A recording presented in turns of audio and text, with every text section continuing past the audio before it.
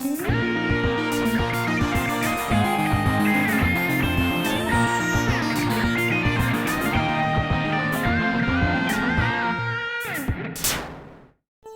and welcome to this week's episode of Gamesacre. And this week we're going to dedicate the entire episode to the NEC TurboGrafx 16 game system. It is a fantastic little thing and it's underrated and overlooked both in its time and these days. It deserves much more attention than it gets. Yeah, you got that right. This thing is awesome.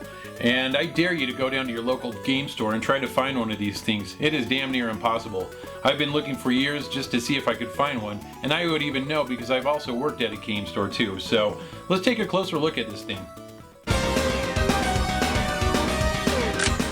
The TurboGrafx 16 was designed around a similar CPU as the one inside the NES, only much more powerful. Many people write the system off as 8-bit, but really it was part of the 16-bit generation. It played games on credit card-sized Hue cards, which were called turbo chips in the US, but I'll always prefer calling them Hue cards. The biggest Hue card game was Street Fighter II Champion Edition, which came with 20 mega power, but unfortunately was never released in the US. Speaking of Japanese games, you'll need a converter like this one to play them on your US system, or you'll need to get your system modified. Unfortunately, the converters are not cheap these days. That's why many people buy Japanese systems like the Core Graphics, as they are very easy and cheap to obtain and support with games. The Turbo was also the first home video game console to have a CD-ROM add-on, and it was quite ahead of its time for the day. It attached to the system from behind and also offered composite video outputs and direct stereo audio out. This didn't add any horsepower to the TurboGrafx system itself other than the CD audio and lots of storage space. In Japan, most games ended up being released on CD, and you'll also find some of the best games on CD in the US as well. In late 1992, the Turbo was redesigned and relaunched under a new banner called Turbo Technologies, which released what we know as the Turbo Duo, an all-in-one unit that combined Hue card, CD, and Super CD. Super CDs require more RAM than the older CD games, and the Duo had this built in. If you wanted to play Super CDs on the old TurboGrafx CD, you needed a Super System card, which Turbo Technologies also released, making the old system every bit as powerful as the new. The Duo is probably the best way to get into TurboGrafx games, as you won't need to hunt down appropriate system cards to play most games. Japanese Duos tend to be a bit cheaper, and unlike the Hue cards, CD games have no region protection. Japanese games are also a bit cheaper, so you might as well buy lots of Japanese Hue card games as well. There was also an upgrade released only in Japan called the Arcade Card, which allowed for 18 megs of RAM, which was amazing for the time. Not many games were released to be used with this card, but those that were pretty impressive. There were some pretty cool ports of Neo Geo fighting games and a cool shooter called Ginga Fukai Densetsu Sapphire. Just rolls off the tongue, doesn't it?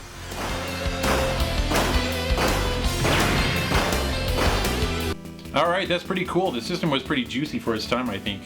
Oh, yeah. But what good is a game system without good games? Well, that's true. It all boils down to the games that were available for the system. And there were tons of great ones, and we can't cover them all here. There's just no way. So why don't we just take some that we feel everyone should take a closer look at, because they're really good games. In fact, why don't you go first and tell them what people should look at? Okay. Splatterhouse is a side-scrolling action game with 7 levels. The story surrounds the West Mansion, where Dr. West did all his experiments and created deformed beings and monsters.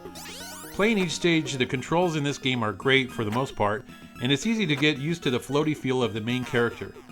The levels auto-scroll and are average length, with some of them having branching paths. All are quite colorful and have detailed backgrounds.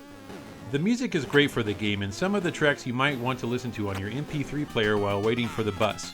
Sound effects are nice and creepy and round out the nice horror feel of this game. Military Madness is a sci-fi themed hex map turn-based strategy game.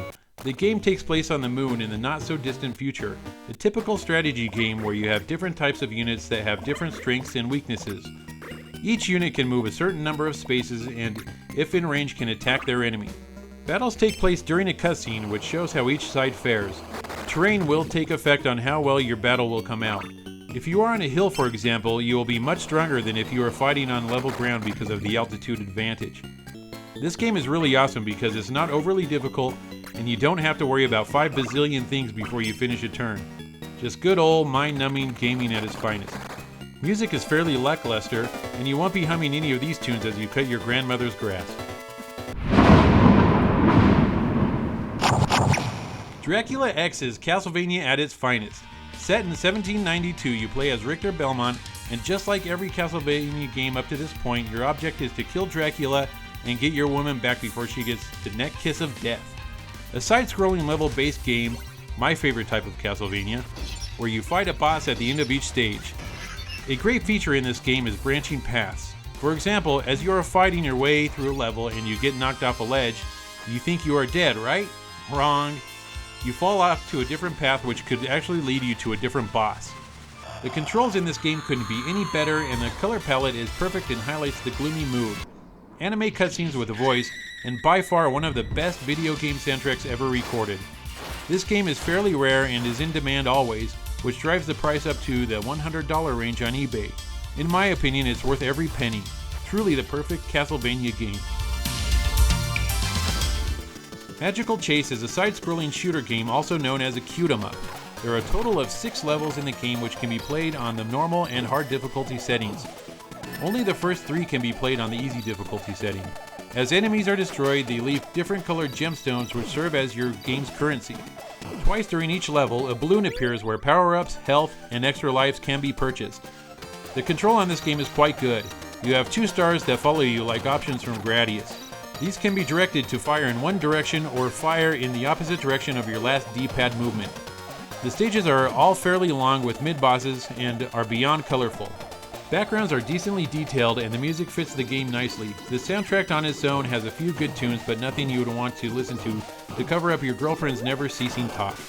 The game is quite rare in the USA as it came out very late in the system's life, and at auction can fetch upwards of $1,500 for game and manual only. The Japanese version can fetch close to $200 as it is more common. Is it worth it? I don't think so. Star Parodia is a vertical scrolling shoot-'em-up or another Q-'em-up.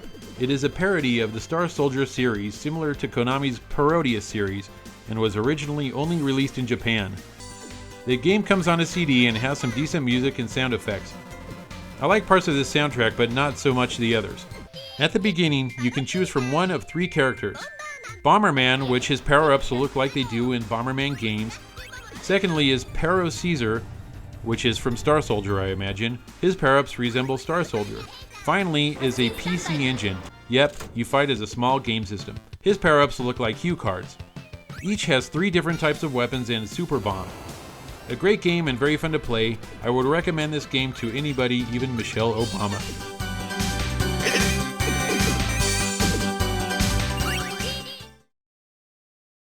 Alright, Joe, those are the games that I think people should take a look at. Oh yeah, those are some pretty good games. Thanks. What do you have? Well, I've got some good games that everyone should look at. Some of them are popular, some of them aren't so popular, but everyone should take a closer look at these games. First up is LaserActive. It's an early hack and slash game with very precise jumping controls. It's a really tough game, and I usually turn it off when I die due to everything you have earned up to the point of your death being taken away. But that doesn't mean I don't have tons of fun getting up to the point where I die. I often pull this one down from the shelf for a quick play. There is also a sequel called LaserActive 2 that is completely unrelated to this game, but I feel it is even better than part 1. It's a bit more floaty, much darker, and more somber. But this game goes balls out in the action department and features big bosses and really fun stages. If you beat the game, the ending is not exactly what you'd expect from a game like this. Next up is R-Type, an arcade shooter from the late 80s. In fact, this is one of my favorite versions of R-Type. I like it even more than the arcade version due to the far superior sound and music. Sure, it doesn't feature all of the parallax scrolling that the arcade did, but I can live without it. This is another game where I play until I die for the first time, and then I turn it off. I can usually make it to about stage 5 or so. Definitely one of the more creative shooters of its time. Pick it up.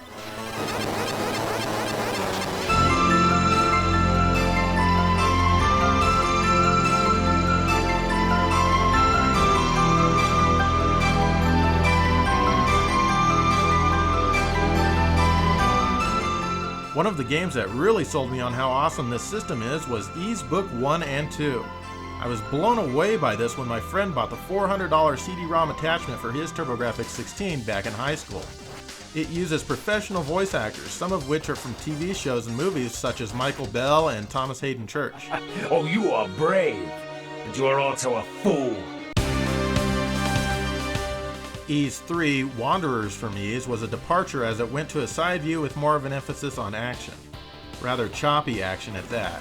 But it was still really fun and had great music. But the voice acting was just awful. Both you and Demonicus are living beings, with emotions and feelings. Why? Ys 4 was never released outside of Japan, unfortunately.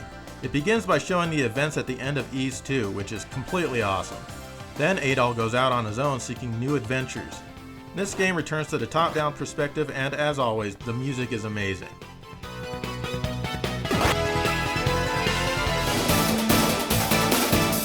Gate of Thunder was the shooter that debuted with the Turbo Duo in the US. It's definitely one of the better shooters of its day and offers a fairly robust challenge and phenomenal music. One thing about this game that still blows me away is how short the loading times are. The programmers did an amazing job disguising them. There was a spiritual sequel to this game called Lords of Thunder that was pretty cool and much easier. It also comes highly recommended, but I think in the end I prefer Gate of Thunder over this. Finally, we have JB Harold Murder Club, which got severely overlooked because it came out at almost the same time as Sherlock Holmes Consulting Detective, which was the first console game with full motion video. Younger chap. JB Harold only features digitized stills, but it is the far better game. You go around on a graphical text adventure trying to find clues to a murder. The story is very well done and you can listen to the voices in Japanese. ここの駐車場は8時に閉まります。私はそれから着替えてまっすぐ家へ帰りました。 Or you can switch them to English. I finished my shift at 8 o'clock, changed clothes, and went home. What can I tell you? I lead a dull life. Every line of dialogue in the game is voiced in both languages. You'll spend a lot of time with this one trying to crack the case. Very dated, but it's still really one of my favorites. Check it out. As you can see, the TurboGrafx is a great system and the games that came out for it are just plain awesome. There's too much to talk about in one episode, and not even 5 episodes we could fit everything in that we'd like to say. But I suggest to you that you go and try and find a system, which is sadly going to be on eBay, or you can just go the easy way and download them on the Virtual Console for the Wii service. Don't write the TurboGrafx 16 off. I mean, just because it wasn't popular or didn't sell well doesn't mean it doesn't have tons of great, fantastic games. Go try it now. Now! But you can wait till later if you want.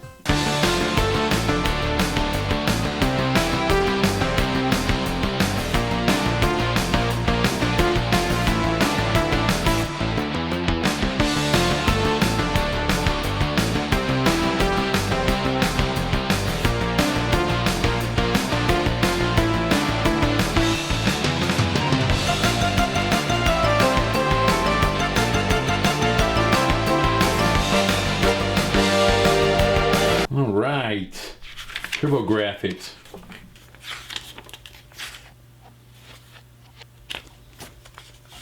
Magical Dinosaur Tour. I can't beat the last boss on that. I better call the hint line and get some help. Where's that phone number?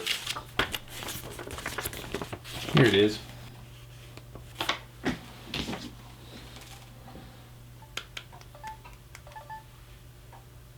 The number you dialed is not a working number. Please check the number and dial again. El número que marcó no está en servicio. Out of service? Why the hell would this be out of service?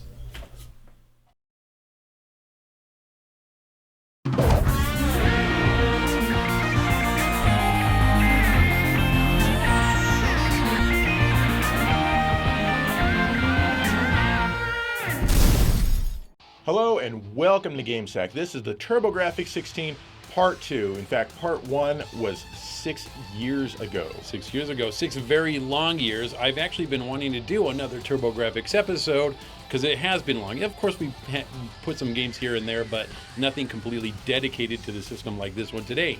But as we did in that first one, Joe did an overview of the system. We're going to have you do that again, but this time I imagine you're going to want to open the thing up, which you didn't do that in the first time. That's true. Let's check it out.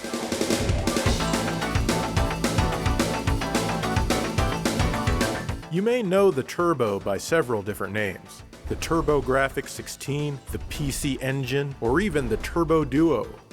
Released in Japan in 1987, it was designed to compete with the Nintendo Famicom. But when it was released in the US in 1989, it was shoved into the 16-bit era, competing directly with the Genesis and eventually the Super Nintendo.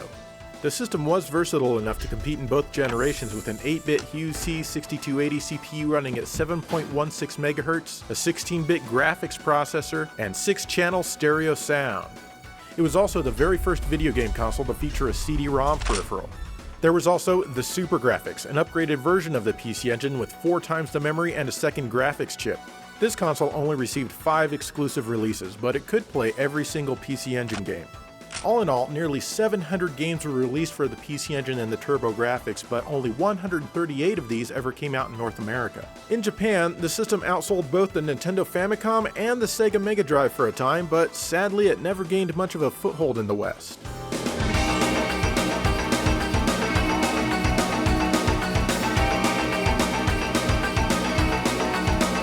All right, Joe, another great overview as usual. And Well, thank you. All right, I'm not done yet. Anyways, a lot of people probably like that just as much as I did, but let's get right to the games because that's what you're here for, right? Indeed, the games.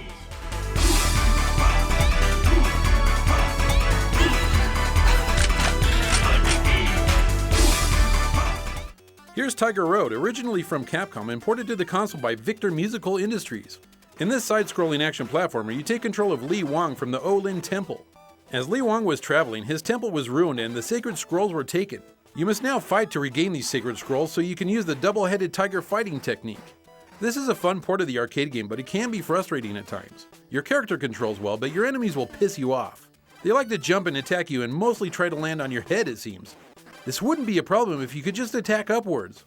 You have 3 weapons that you can collect throughout the game, and only the axe seems to land hits on enemies coming from above. The ball and chain is a good weapon and fun to use. The sword, on the other hand, is the worst, and you'll feel like you're handicapped when you're using it, so I suggest just avoiding it. Besides the platforming stages, there are others where you float upwards avoiding enemies or spikes to get to the exit. You even get to fight a boss while floating around, and that's cool. The boss has an easy pattern, but be careful because he deals mega damage and takes half of your life bar with one hit. There's tons of stuff to collect in this game, from power-ups to extra points to bottles that replenish your life. The developers thought it would be pretty funny to add these yellow bottles that'll drain your life. But after you collect them a few times, you'll pretty much learn to avoid them. Overall, it's a good game with solid action and decent music.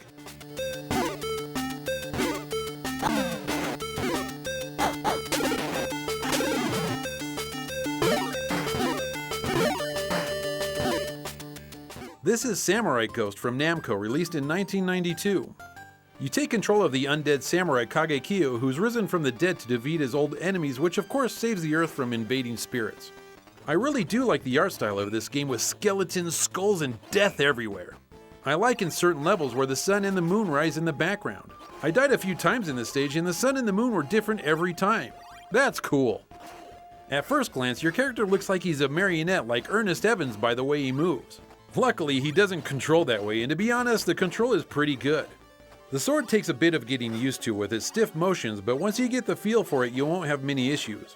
The difficulty level is up there, mainly because they throw a lot at you, but of course, once you start to learn the level, it gets easier. You can also collect weapon power-ups like a projectile or a stronger sword slash, but these run out quickly.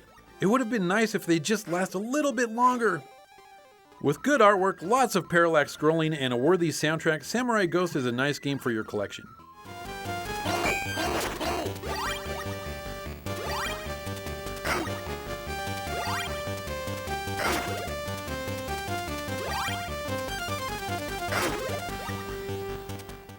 We gotta mention Bonk's Adventure, right? He was originally intended to be the mascot for the system, but found his way onto other consoles as well. You smash your enemies with your head, but that's not the only thing that you can use your head for. You can bounce on these colored florets which give you fruit for points and health and even meat. Eat enough meat and you get super pissed off and rage attack all of your enemies for a limited amount of time. You can even flip through the air if you turn on the turbo switches on your controller and bypass nearly half of the stages. Most of the stages are actually pretty long. I really like the colorful cartoon-style graphics. The bosses all look especially cool and it's really fun to fight them. I also really dig the music. Overall, it's a pretty damn good game.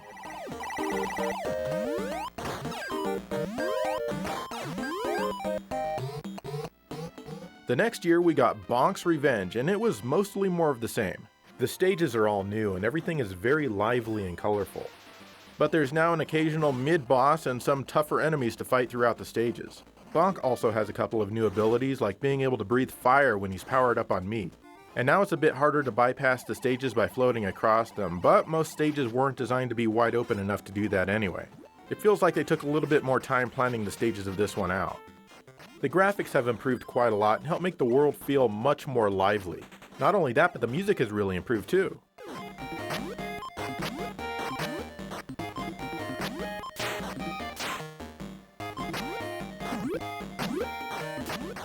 And nearly 2 years later, we got Bonk 3: Bonk's Big Adventure. Again, it's mostly more of the same. The gimmick with this one though is that if you eat a piece of blue candy, you grow into a huge ass bonk and you can really cause some damage. Or if you eat the red candy, you shrink into tiny bonk and you're able to gain access to new areas. These are kind of fun and do add a bit of freshness to the series. The graphics really haven't improved, but the music is completely different this time, and it's still fairly good.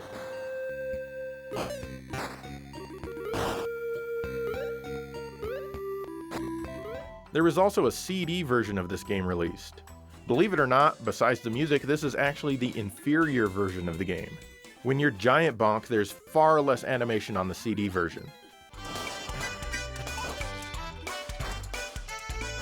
And sadly, the HuCard and the CD are both crazy expensive these days, with the CD over $300 and the HuCard even more than that. Japanese version's cheaper though. But be careful, because there is a repro version of the CD and people even like to sell that for high prices online. For me, the first two games are my favorite, with the original holding a special soft spot. But the second one is probably the best playing and best designed Bonk game on the system. But no matter which one you go with, you're going to get a good game.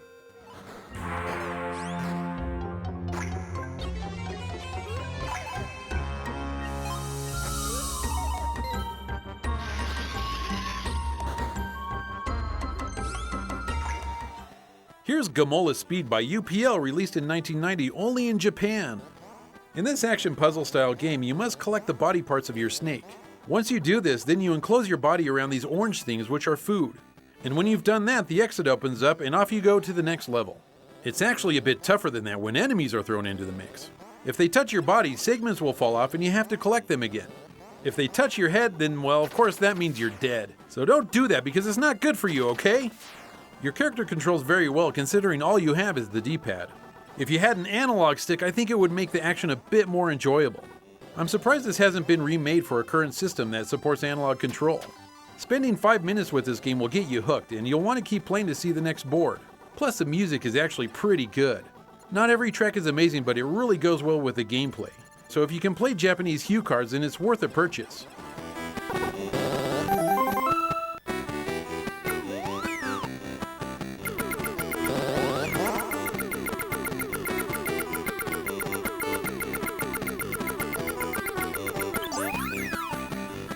Let's take a look at a few more Japan-only games. This is Alice in Wonder Dream, a pretty solid action platformer that was released in 1990 by Face.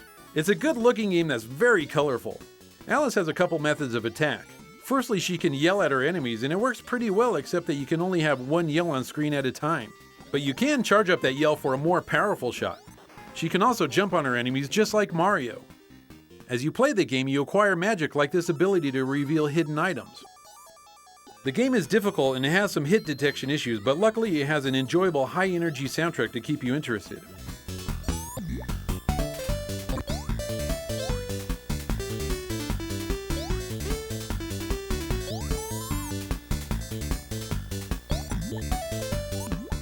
Here's Liquid Kids by Taito, released in 1992. In this single-player action platformer, you take control of Hippopo and you set off to rescue your girlfriend.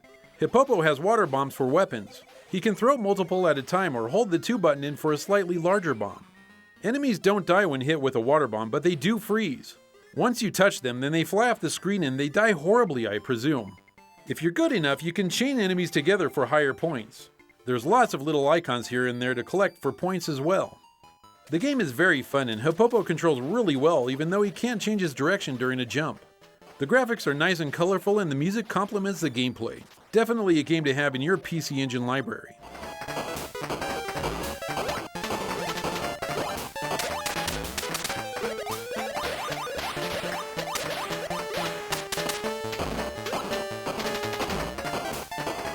Sun Sun 2 is a side-scrolling action platformer from Capcom released by NEC Avenue.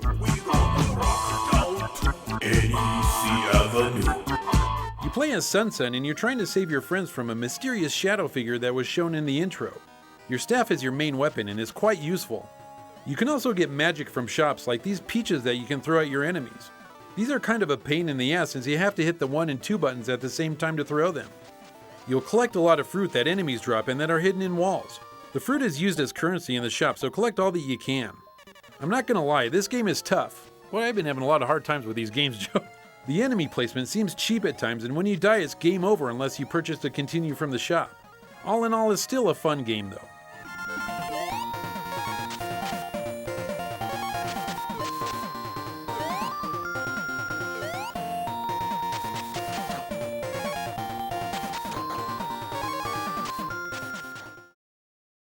You know, Dave, it's amazing the kind of games that the TurboGrafx and the PC Engine have. I mean, a lot of people, they totally ignore the system, but it has a lot of fun games. It has a ton of fun games, and that's the whole thing. It's like, why in America, why was it Sega, Nintendo, and Turbo on the outside when it had all these quality titles? Well, let's take a look at some more of these quality titles, and some maybe not so quality. Yeah, maybe some.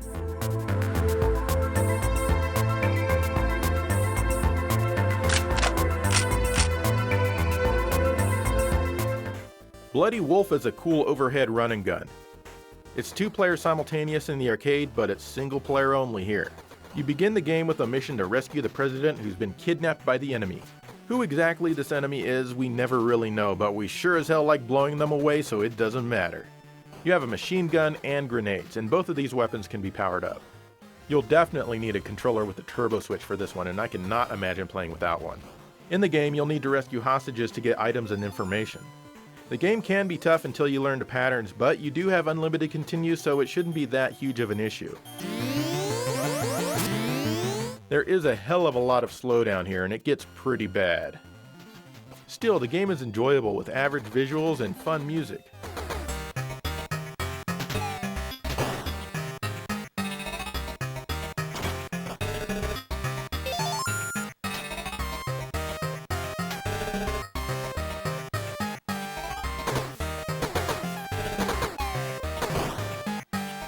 Last Alert for the CD-ROM is another cool overhead single-player run and gun.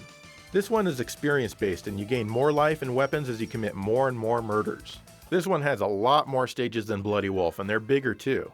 But of course, being a CD game, you'd expect that since CDs have unlimited storage! However, the game as a whole is a little easier, especially since it saves your progress. That's okay though, because it's still really fun to play through multiple times. Some missions have you running all over the place, planting bombs or even rescuing hostages and the like.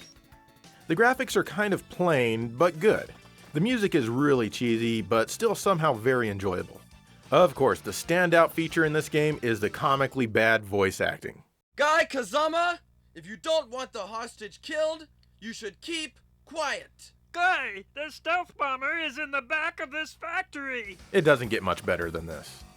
Overall, based on the gameplay alone, I think I prefer this one over Bloody Wolf. But if you add in the thick layer of cheese that this one has, then it's no contest. Don't get the Japanese version, you need the English version. It's a great game, and one I definitely recommend if you have a CD system. Fool, Almond's already been taken away. Well, then all I need to do is let you tell me where he is.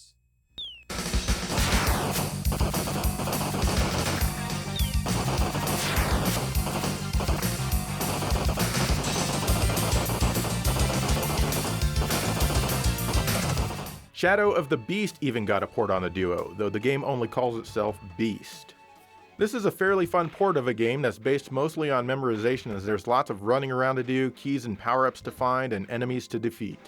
The game design can kind of seem a little bit weird at times. I mean, there'll be spikes or branches that come down on you for no reason whatsoever. Or random thrusters here for no reason other than just to harm you. I mean, why else would they be there? To launch the ceiling into space? You're in an underground cave.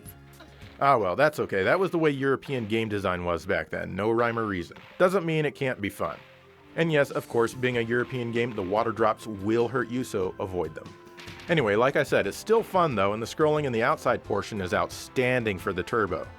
In fact, the graphic detail everywhere is actually quite amazing. The standout feature for me, though, is the music. Hell, the game is worth getting for the soundtrack alone. It destroys the soundtrack in the 2016 reboot game, and the gameplay here is tighter than it is on the Genesis versions.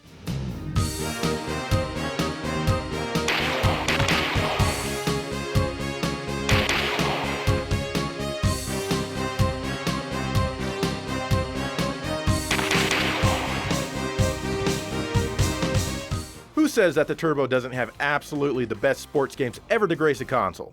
Well, actually, pretty much everyone says that, but it does have John Madden Duo CD Football. I mean, this is clearly all you need.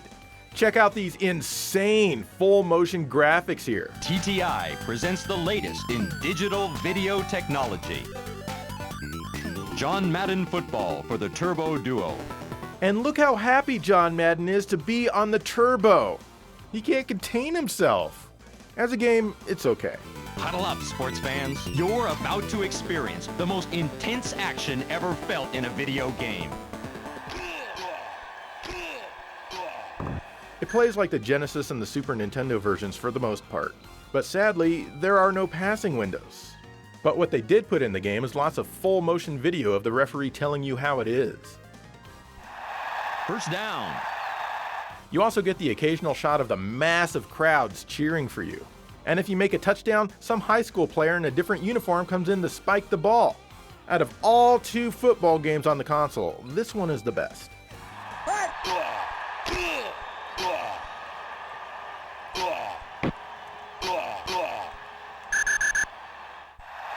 First down.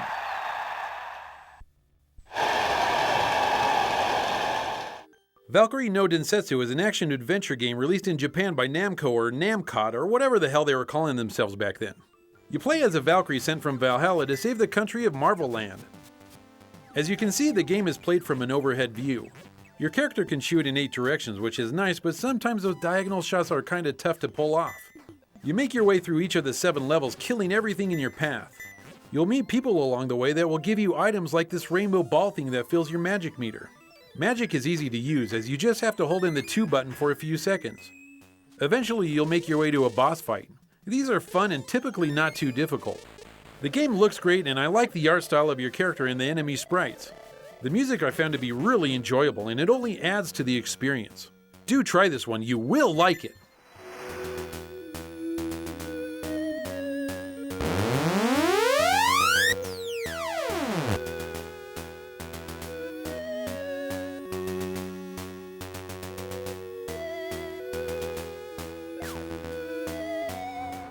Godzilla is a fighting game by Alpha System that was released on CD for the Turbo Duo in 1993. In the single-player game, you fight as Godzilla and you can choose between 2 different battles at the start of each round. This is good because it adds some replayability. The bad part is that you can only fight as Godzilla. If you're able to play with 2 players, then you have the option of picking other monsters.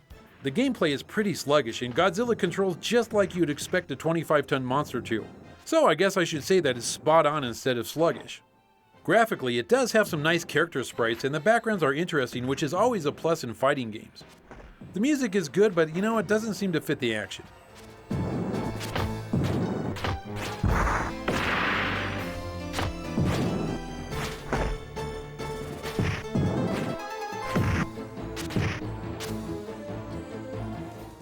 This is Poppin' Magic, which of course was only released in Japan from Telenet. This 1 or 2 player game plays on a single screen, and it might remind you of some of Taito's stuff. Like Bubble Bobble or, one of those. This one doesn't seem to be related to Magical Poppin' on the Super Famicom, as far as I can tell anyway. Basically, you shoot the enemies with your wand and this imprisons them in a colored bubble. You can then shoot the bubble a bunch of times to destroy it. Or you can pick it up and toss it into another bubble to increase your rewards and power-ups. Be careful not to toss a bubble into the same colored bubble though, as the enemy will reappear and he'll be all pissed off and stuff. Honestly though, instead of tossing bubbles into each other, I usually just try to destroy them with my wand. It's tedious as hell, but it's honestly the safest way.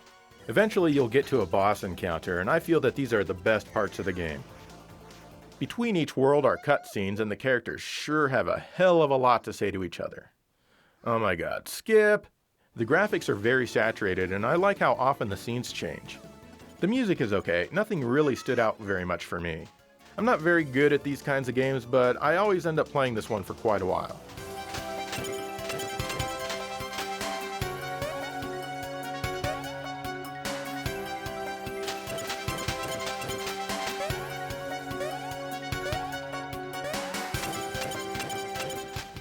Super Star Soldier is the second game in the Star Soldier series. This vertical shooter looks, plays, and especially sounds a lot like blazing lasers, also on the turbografx. You've got some cool weapons, and the music is decent. When you get hit, your weapons drop a level until they bottom out, at which point you die. Otherwise, honestly, this game kind of bores me to tears. It's not that this is a horrible game or anything, there's just nothing really special about it.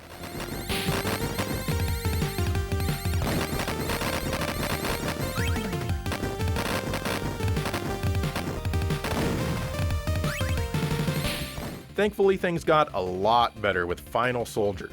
As you guessed, this is meant to be the Final Soldier game ever. Sadly, this one was only ever released in Japan. The gameplay feels a bit smoother, the stages are much more interesting, and overall the game is just really fun. You can even choose how you want your weapons to work before you start the game. The options you get that follow you around can be sacrificed for a really cool special weapon. The stages can be kind of long, but you know what? That's okay, because the music is outstanding. Hell, I wish the stages were even longer than they are. Plus, being the final game in the Star Soldier series, you get to see how this epic saga ends.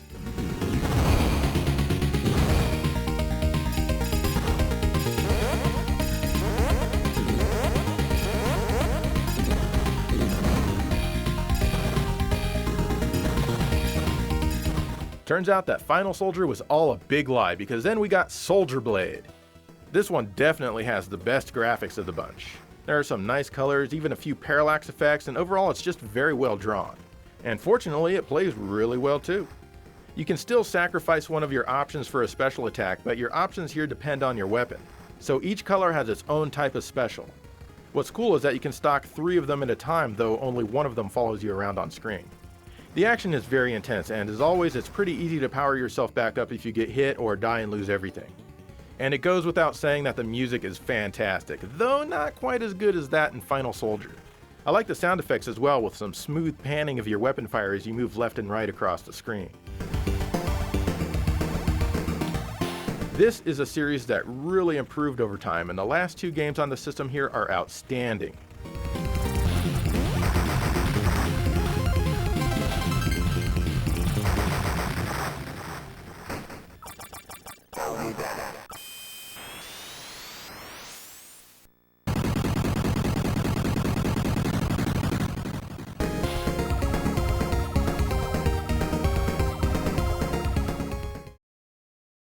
My God, we've talked about a lot of games. Are we done yet, Joe? Oh, hell no, Dave. I mean, there are a lot of great games for the system. Let's take a look at a few more. Let's keep rolling.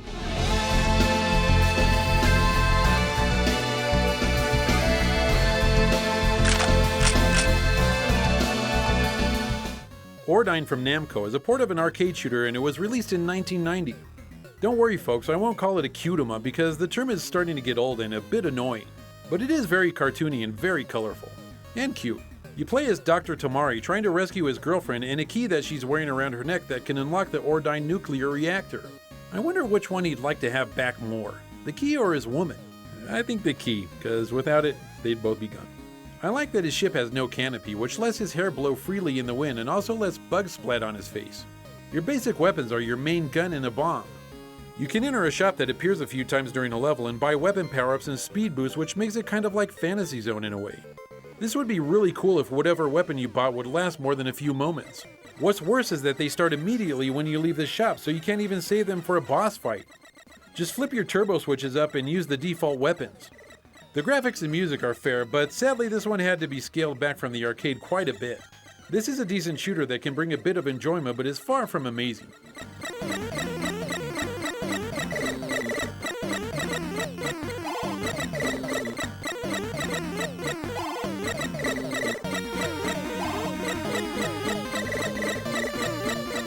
Cotton is a Super CD shooter that was released for the system in 1993 by Hudson Soft. You play as Cotton riding your broom around, dealing lots of pain and death. Small fairies will accompany you and can help you a little bit in battle. Enemies will drop crystals that you can shoot to change their color. Each color will help Cotton when she collects it by giving her experience, which will upgrade her weapons. They also will give her magic attacks that are very helpful on bosses. To do the magic attacks, you must hold in the fire button for a couple seconds. It's quite easy, but you'll want to play with the turbo buttons on for rapid fire. So, when you want to do a magic attack, you have to turn the turbo buttons off. It's slightly annoying because it's an extra step, but what are you going to do? The graphics are amazing. I've always loved the backgrounds and the enemy sprites with skeletons and evil-looking trees and whatnot.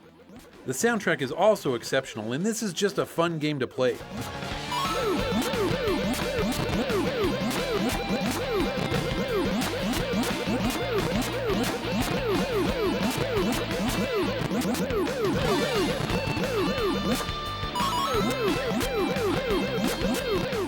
And how about a little Galaga 90 from Namco?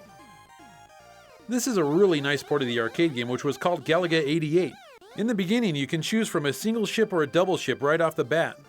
The action starts off feeling very similar to the original, with enemies streaming in from the sides of the screen. The play mechanics are the same, as you can only go left and right on the bottom. You can still get your ship captured and then rescue it again. I like how some of the enemies blow up and make fireworks at the same time. Eventually, you'll open up a warp dimension, which I guess takes you to the 90s. The screen now scrolls vertically as you fight a few ragtag enemies that come on screen. Eventually, the enemies will just appear all in formation. There's also music now where there wasn't before the dimensional warp, and there's even boss fights. It truly is the 90s! This is a great addition to your Turbo library, so get it now while it's not overly expensive and before people start accusing us of driving up the price.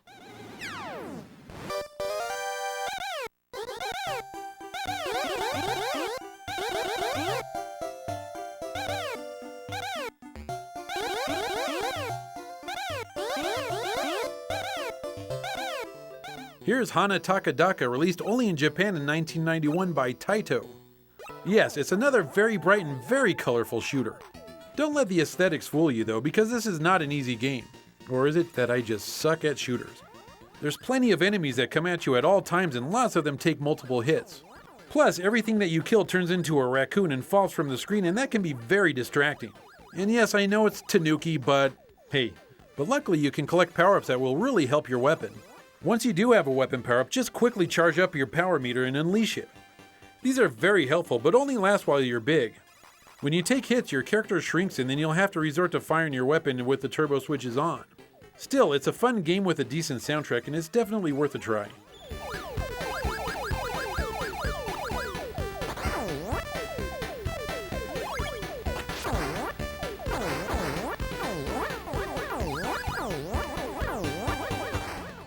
This is Fozette Amour for the Super CD, and it was only released in Japan. This game has so much potential to be awesome. You play as this sexy lady who's trying to save the world from demons, or something, I don't know, it doesn't really matter. Your main weapon is a whip which you can fire off in any direction except down. If you press the jump button again while you're in the air, your whip fires up and can attach to a platform, kind of like Bionic Commando. You can collect 3 different colored special attacks which happen if you press down and attack at the same time, but only if you're in the air. And you can use this an unlimited amount of times. Like Ghouls and Ghosts, once you get hit, your armor flies off. Get hit again, you become naked, and of course being naked means instant death. You have many chances to get your armor back throughout any given stage though. The visuals are, for the most part, excellent and really well drawn. Where the game fails, however, is the stage design. There's rarely ever any need to use your special Bionic Commando style moves. Really, the game should be full of this stuff. The stages are also slow and the checkpoints are very few and far between. Ghosts and Goblins and Ghouls and Ghosts got this aspect right, but this game just gets boring. What brings it down even more is the extremely repetitive soundtrack. Seriously, just put on your own music. Honestly, my favorite thing about this game, other than its potential, is the music in the title screen. This game could be so awesome, but it ends up just being, kinda good.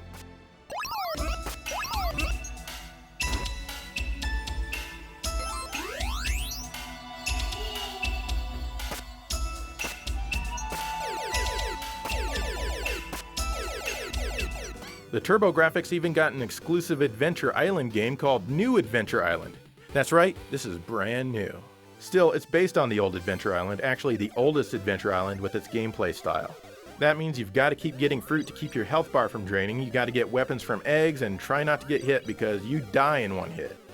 Regardless of the familiar gameplay style, there's still plenty of new weapons, stages, and bosses here to keep it fresh. I mean, how can it not be fresh? This is New Adventure Island! It's new! The graphics and music are both good, but to be honest, I did expect a little more from a game that appeared so late in the console's life. It's still worth having if you can find it for a few bucks, which of course you can't.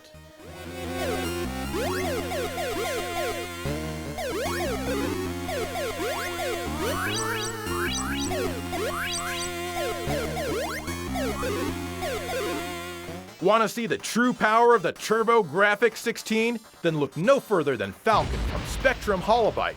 You're a hothead air jockey and you get to choose your own weapons in this adrenaline-pumping action fest. Take off and get ready to blow up the enemies, all of which happen to be right near the base where you just took off from. Hell yeah! The combat is so real, you'll even feel the G-forces as you spin out of control. Yes, it's Falcon on the TurboGrafx 16 from Spectrum Holobyte. This is why you game on a console and not a PC.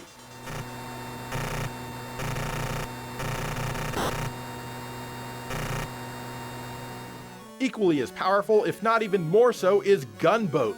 You're put where everyone wishes they could be, and that's in the middle of the Vietnam War. Get briefed by your COs, arm your gunboat, and then get ready to destroy Charlie. The graphics are almost too real. The game is so lifelike that you'll be treated horribly by society after you're done playing as you attempt to deal with the terrors that you've seen. And yes, seriously, both Falcon and Gunboat are quite terrible.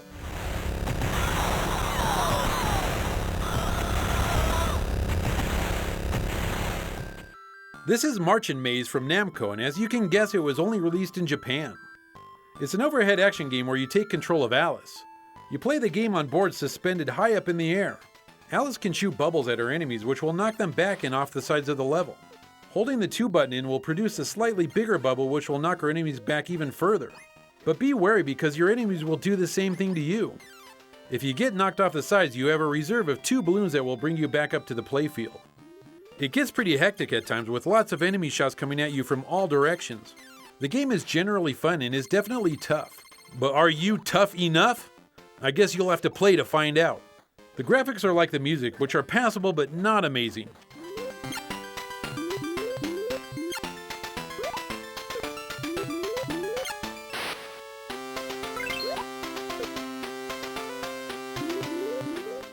Here's Final Lap Twin by Namco, released in 1990. If you like RPGs and you like racing games, then this title is for you as it's a mixture of both genres. There's 2 ways to play this game. The first is like any old racing title, advancing from one circuit to the next. The races in this game are always split screen. But there's more than meets the eye with this game. There's also a quest mode. Here you can walk around town and get information. You can buy and equip new parts to your car. And of course, what RPG would be complete without random battles, which are actually just races? When you're walking outside of town, you'll get accosted by random people that want to race you. If you win this one-lap race, then you collect a nice sum of money and move on from where you are. If you lose the race, then you get sent back to your house where your dad consoles you and gives you $300. So either way, you're still making money. The game is fun and it's definitely challenging until you start building up your car stats. It's a novel idea and a refreshing take on the racing genre.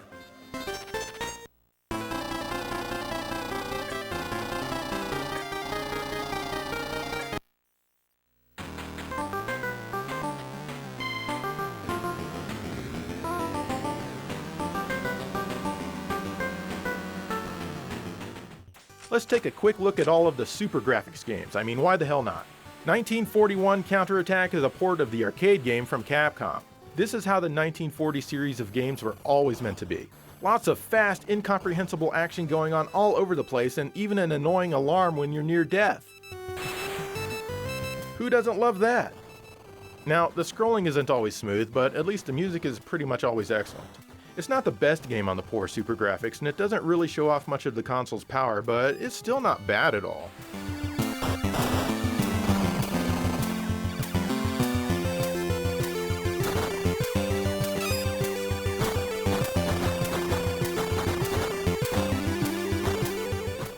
All Dines is the horizontal shooter for the SuperGrafx. It's okay, I mean, again, it's not horrible or anything, but it's not outstanding. There is some decent parallax scrolling in this one though. You can generate a little shield to block bullets, remove small obstacles, and destroy weak enemies. But the problem is that you have to disengage the rapid fire switch to use it, and you're not going to want to do that. The music is, again, really, really good though.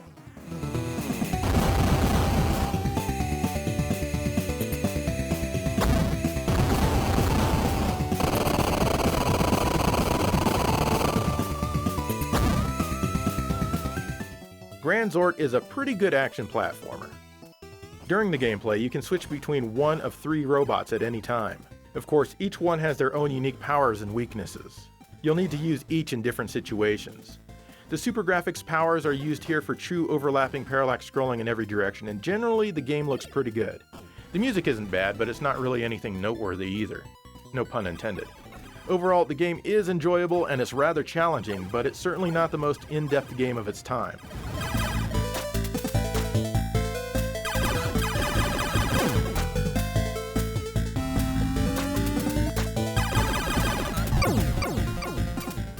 The best game on the turbografx is the port of Dai Makai Mora, or Ghouls and Ghosts as it's known here in the West. This one has more memory than the Genesis game, and as a result tends to be more faithful to the arcade. With the exception of the scrolling layers here, which somehow they messed up compared to every other version. That's okay, it doesn't break the gameplay or anything. The game is incredibly fun as well as challenging. I've always thought Ghouls and Ghosts was the best game in the entire series. That's right, I like it better than Super Ghouls and Ghosts. Deal with it. This version offers only a limited amount of continues though. Yes, you have to go through the game twice to properly finish it. And yes, of course I beat it. It truly is a fantastic game, and if you have a turbografx, you absolutely have to have this one.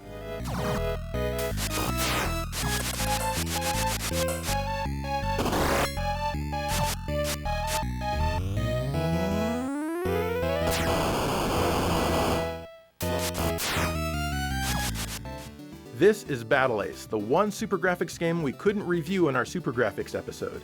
Well, here it is, and you fly an aircraft shooting down enemies while avoiding their attacks, and sometimes other things floating in the air. You have a regular gun as well as lock-on missiles, both of which have an unlimited supply. The stages are pretty long, but eventually you'll get to a boss. You'll also encounter challenges like trying to fly through these stupid rings. Be careful because one hit and you're dead, and it seems like it takes 8 minutes to finish dying. You see, I'm still dying. Generally, this one's rather boring to play. If this uses the power of the turbografx, I'm not sure how. I mean, it's fairly unimpressive. The music isn't bad and is probably the best thing about the game, sadly. There's really not much more to say about Battle Ace.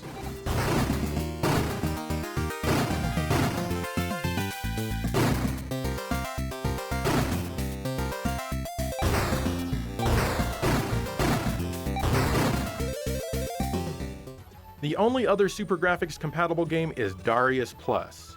This is just a PC Engine game, but when you play it on the turbografx, there's a bit less flicker since the turbografx can put more stuff on screen at any given time. It's pretty hard to tell the difference though. If I were you, I'd just go play Ghouls and Ghosts instead.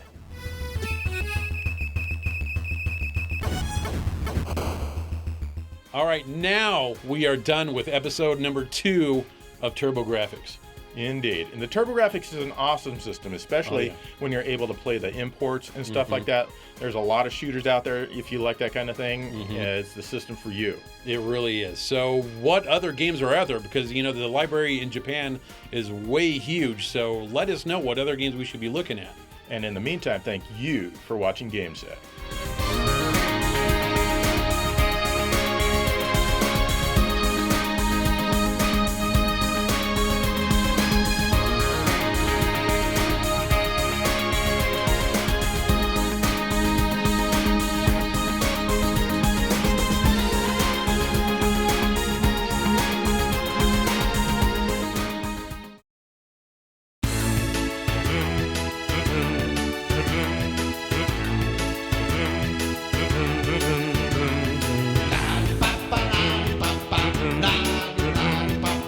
What's up, Joe? Oh, hi, Dave. Check out the TurboGrafx 16. It's a video game console that has many great games to play, especially when you factor in the ability to play Japanese imports.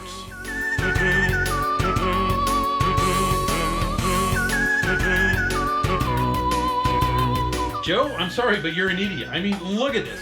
You've got so many choices here. Your TV's not even on because you can't make a choice. You have way too many games here. This is just ridiculous. And I'm sorry, but...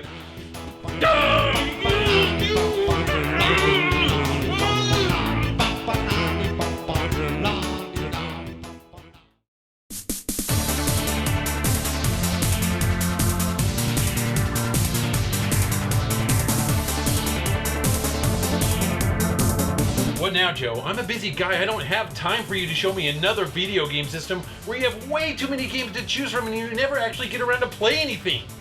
Oh, hi Dave. Check out the turbografx. It's a video game console which has not more than 5 games.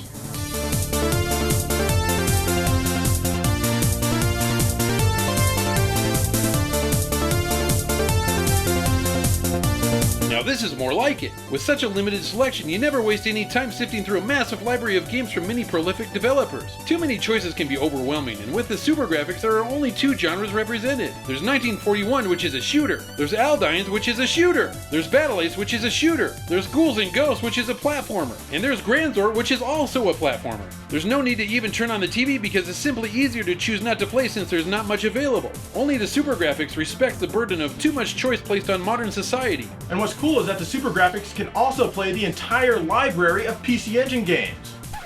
What? Uh-oh.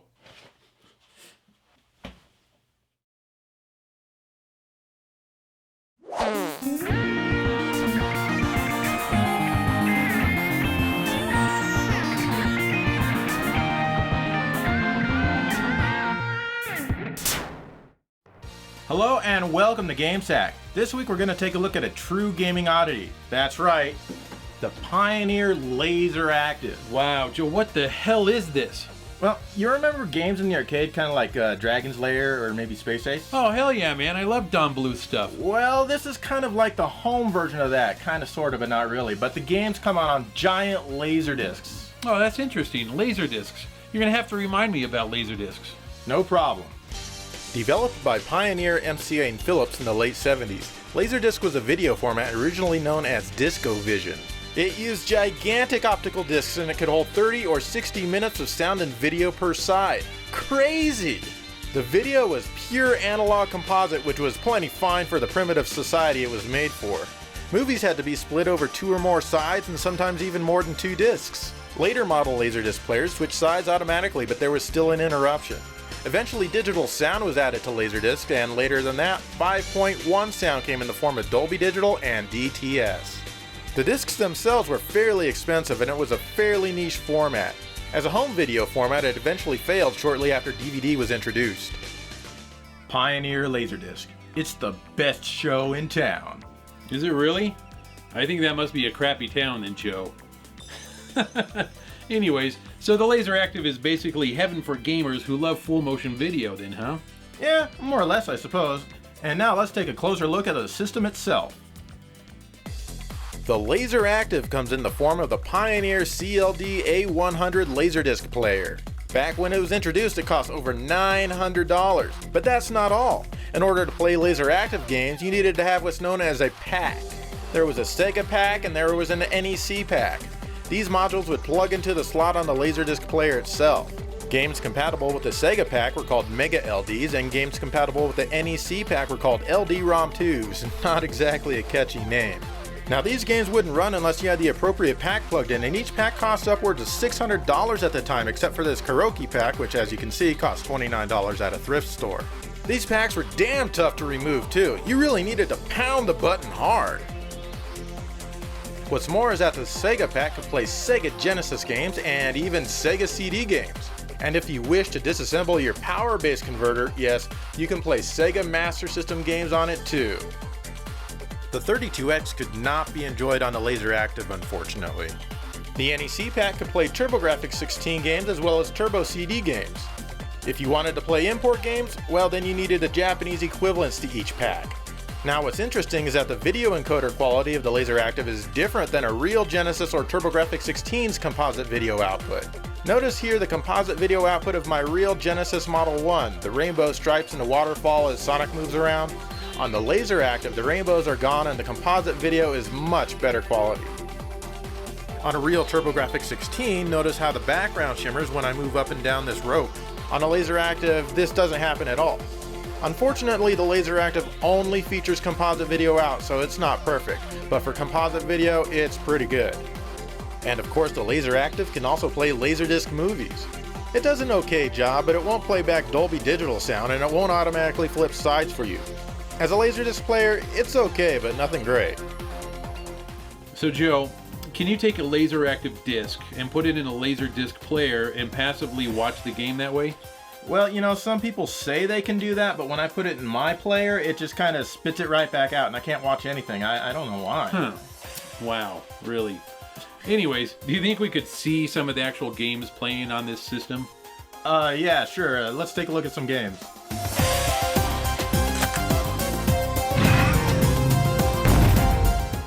First up is Space Berserker on the Mega LD. This game is incredibly unique because it has full motion video backgrounds and you have a crosshair to shoot your enemies pasted on top of it. Basically, your main goal is to shoot the enemy shots to defend yourself. Your secondary objective is to shoot down the enemies if you find the time. Wow, this seems exciting.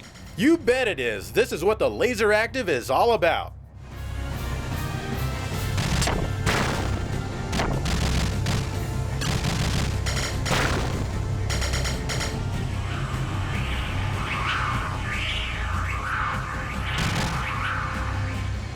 Okay, moving on. Here we have Pyramid Patrol for the Mega LD. It turns out there's a pyramid on Mars and we have to blow it up. We don't like other planets having pyramids. Ooh, just the thought of another planet having a pyramid pisses me off. That's right, we can't have that. Anyway, this game is really unique. You see, it has a full motion video background and you have a crosshair on top of the video to defend yourself and to shoot enemies. Wow, that sounds exciting. You bet it is. This is what the LaserActive is all about.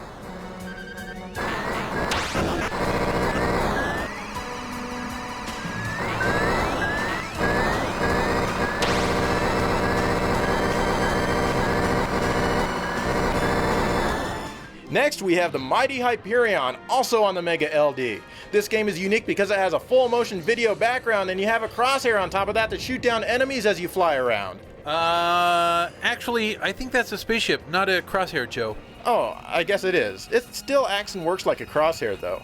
But in this game, you'll need to dodge stuff and fly through an occasional ring. This one sure dials the fun up to 11. Yeah, now this is what the LaserActive is all about.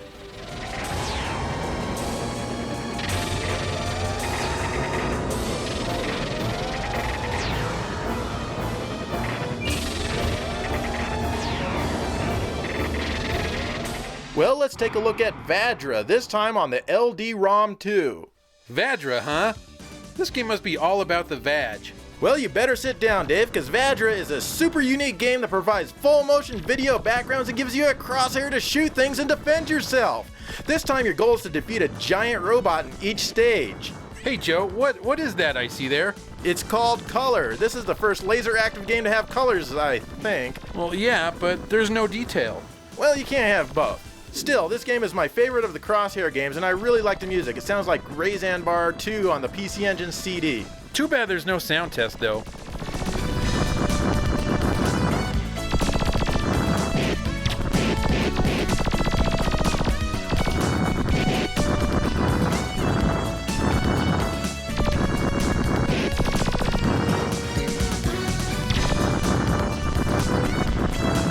Well, Joe, those games were alright, you know, but definitely not worth paying $1,000 to play them, though. So, where is Dragon's Lair?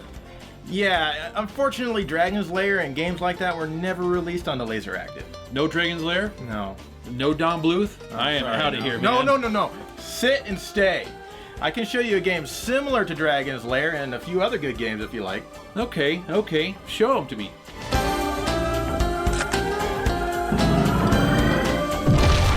This game is called Triad Stone for the Mega LD. I imagine it was originally an arcade Laserdisc-based game. Basically, you follow some cartoon dude around, give him power, tell him which direction to go, and which direction to swing his sword. So it works pretty much just like Dragon's Lair then? Yeah, pretty much. It's not a bad game, I just wish it would look better. Yeah, these games look kinda poor, even for Laserdiscs. Why is that, Joe? Well, that's because all of the video in LaserActive games is presented in 240p instead of 480i. This is likely because the Genesis and TurboGrafx games were all in 240p and it had to overlay those graphics on top of the Laserdisc video. So the video portion of these games were at half the resolution of normal Laserdisc video. Well, that sucks. I know. Huh?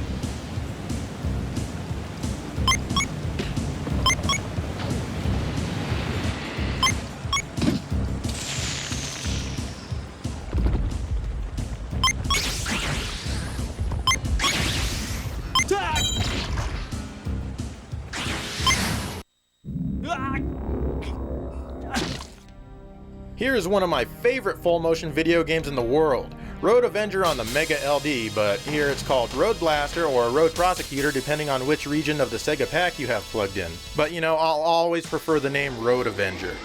Anyway, the video in this game looks great, although it's only half of the resolution of the arcade, if even that. It looks much better than the Sega CD version of the game.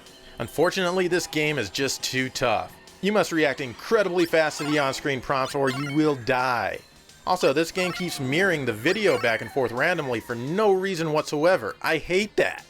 And the sound kinda sucks too.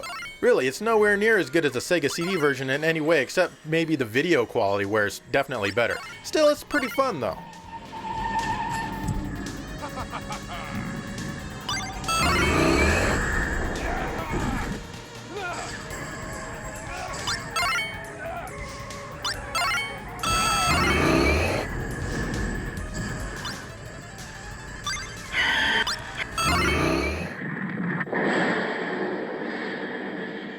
Here's my favorite game for the LaserActive, JB Harold Manhattan Requiem for the TurboGrafx pack.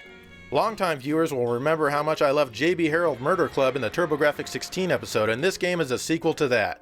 Anyway, one of the characters from the original Murder Club has died, and 2 other people with nearly identical names also died. What's more is that they have all been ruled suicides by jumping out of windows. Maybe they should change the name of their club to Suicide Club. It's up to you to crack the case. You'll meet plenty of characters. Oh crap, that's Morgan Freeman! Every line of dialogue is voiced, and as usual, they went to the Gamecube School of Voice Acting. Take a listen. My name is Roberto Bazzetti. You say you're a detective from Liberty Town, huh? So, Mr. Harold, what do you want with me? Looks like an aspirin or something. I still cannot believe Sarah killed herself. Can you understand how it feels to be a father who has lost his daughter? If that's all, please go home. Sorry, I don't like Italians. I agree there's something suspicious about that suicide. I don't want to talk to that kind. I got hooked on this game and, of course, I've solved the mystery and I've completed the game. I do recommend you turn the voices and animations off because that makes the game much snappier. If you turn all this stuff off, you can complete the game in a little bit less than 8 hours. If you leave all that on, it'll probably take you about 70 or 80 hours. You can also get this game on your iPhone or iPod for $1. It now has cartoon characters and most of the text has been directly copied over, even the typos. There are no voices though. Once again, this is my favorite game for the LaserActive. There's another JB Harold game called Blue Chicago Blues or some crap like that, and it has a bunch more full motion video, but I haven't seen it and I haven't played it, so I can only guess that it's probably pretty good.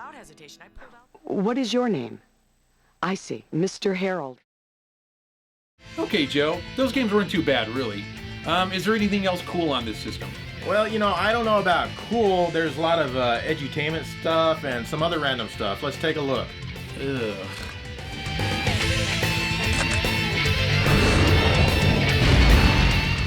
Let's look at the rest of the games I have for the TurboGrafx pack first.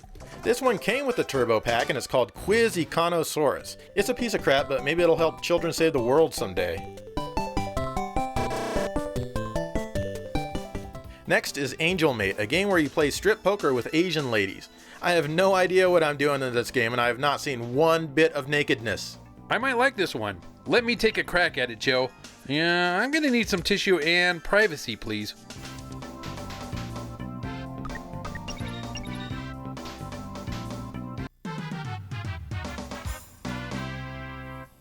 Okay, now on to the rest of the games for the Sega pack.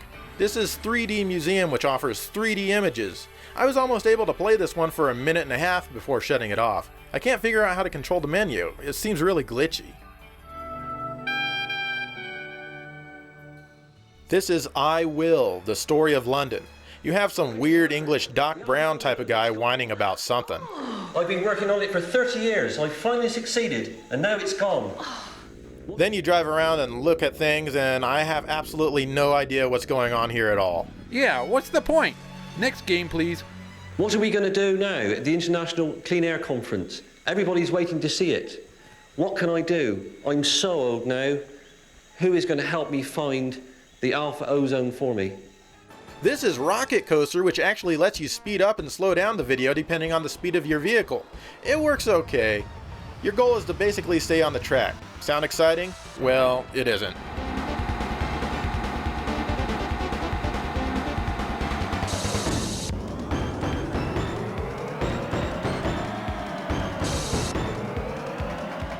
Here is Virtual Cameraman. I guess you get to take pictures of naked girls here. You can select from several below average looking Japanese girls. Basically, you ask them questions, and depending on how you answer them, they may let you take pictures of them. I have absolutely no idea what they're asking. I have no clue how I'm responding due to all of the moon language here, so I have yet to see a naked girl. 今日は早く家に帰らないといけないから、さよなら。A sequel called Virtual Cameraman 2 came out, believe it or not. It's more of the same, just with 3 girls this time, and they look slightly better, I suppose. Konnichiwa, ladies. Somehow I was actually able to take some pictures in this one, but I never saw any nakedness.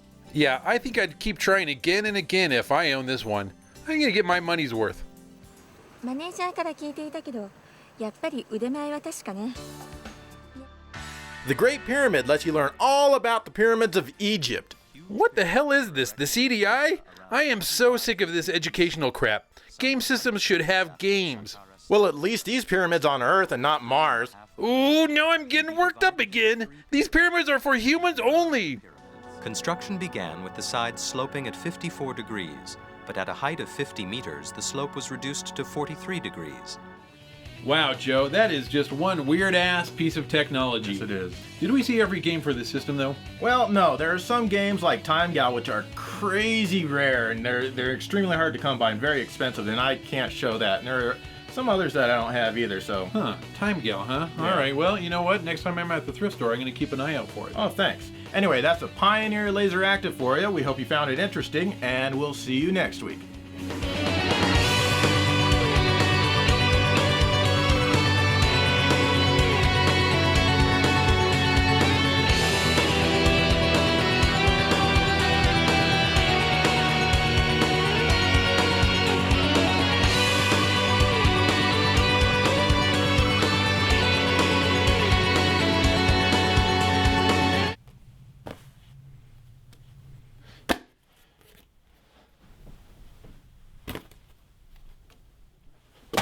Wow, nice throw. Hey, at least these LaserActive discs are big enough to encourage some physical activity. Yeah, when we use them like this, every game is a 2-player game. Hey, this is Time Gal, by the way. You actually do own it, I guess.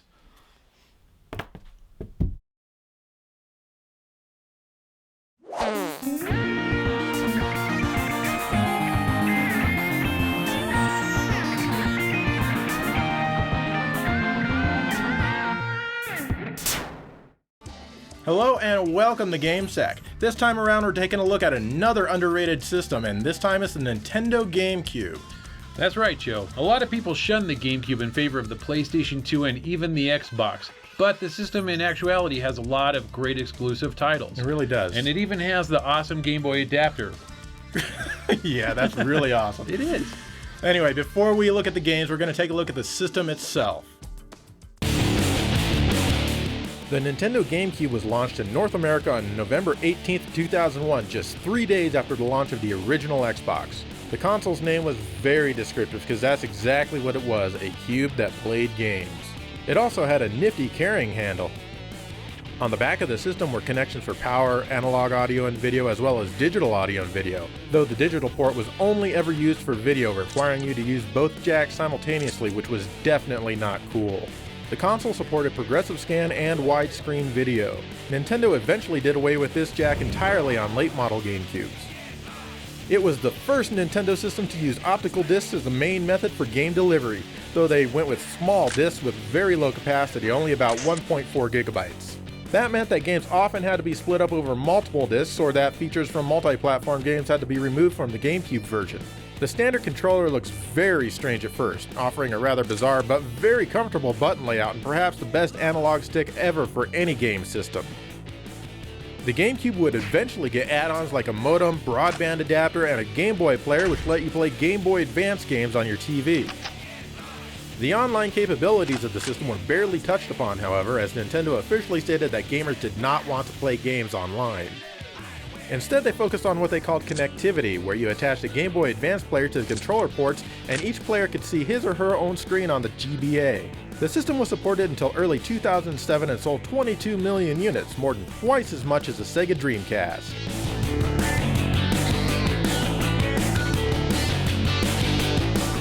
And it also should be noted that the CAV formatting of the Nintendo Gamecube discs also helped load times to be pretty fast. Joe, just what the hell is CAV? I mean, you act like everybody's just supposed to know what that means. They don't?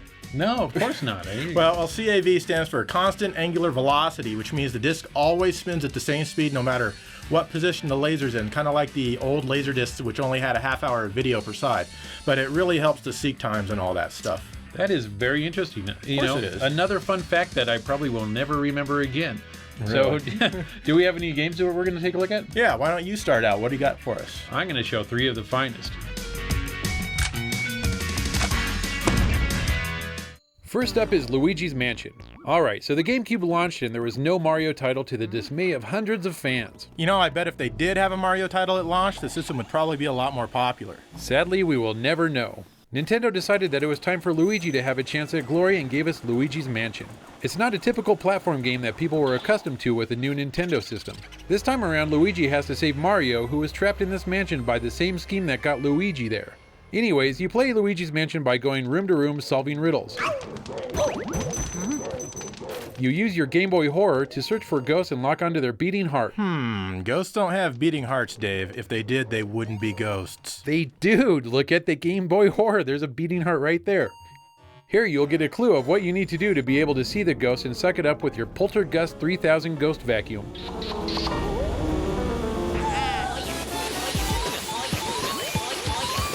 Once you collect some of the bigger ghosts, you will get a key which will open up new parts of the mansion to explore and repeat the process again.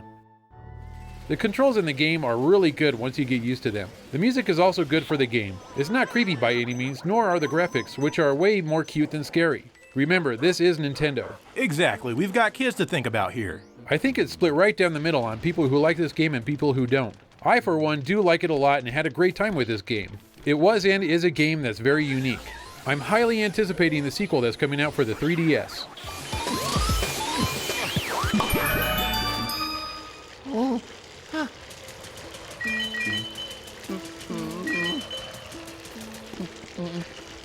Mario?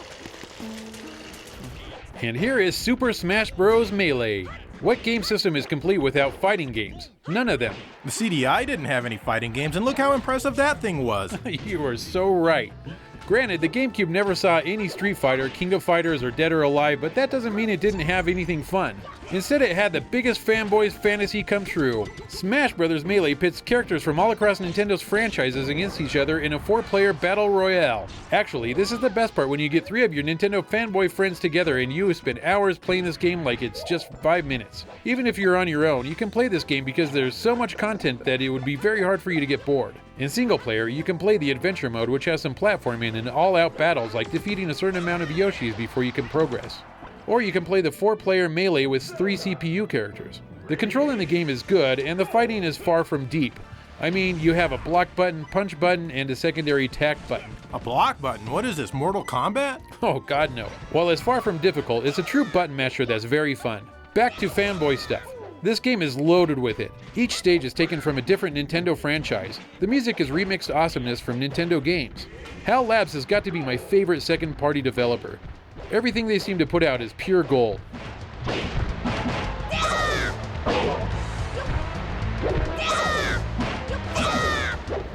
And what would a GameCube episode be without a mention of Metroid Prime? When it was first announced as an FPS game, I had mixed feelings. Firstly, I love the Metroid series, so naturally I was very happy to hear this. I loved Metroid, so I was very sad to hear this. Secondly, at the time, I wasn't a fan of FPS, and I thought this would never work. How can you have a platforming puzzle-solving game as an FPS? Well, I was very pleasantly surprised by the outcome.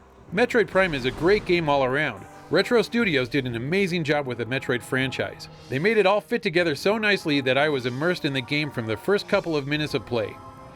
The controls took a bit to get used to, but ended up making perfect sense. The world created in this game is very deep. The graphics are very good for the GameCube, and the music is outstanding. It's a mix of classic Metroid melodies and some atmospheric, minimalistic awesomeness.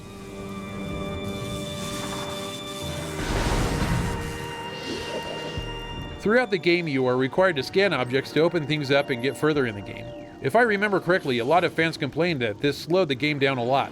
I myself liked it very much. That's because of your collector mentality. Must scan everything. Oh, and I did. I love scanning all objects possible to learn about the surroundings. Scanning fallen pirates to learn how they met their demise. Scanning bosses to figure out their weak spots. It all made for a very inclusive experience that feels very much like Metroid.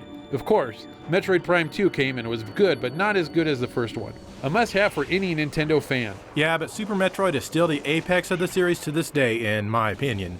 But it's not on the GameCube.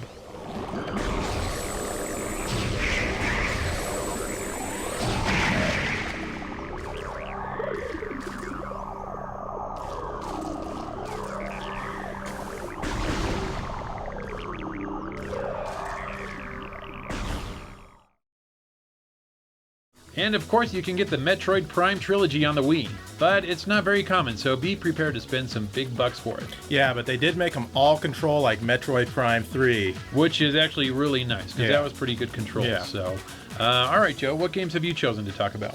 Well, how about I just show you? That's a great idea.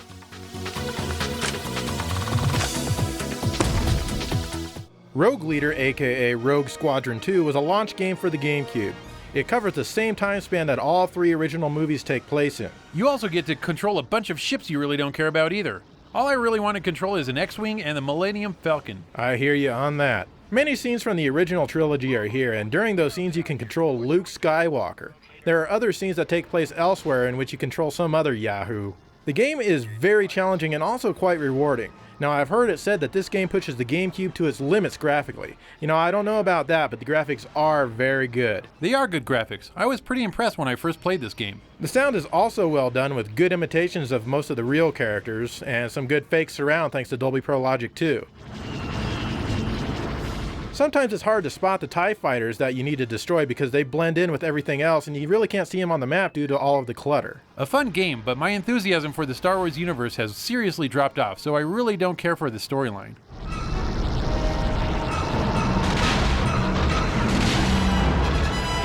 Right flag.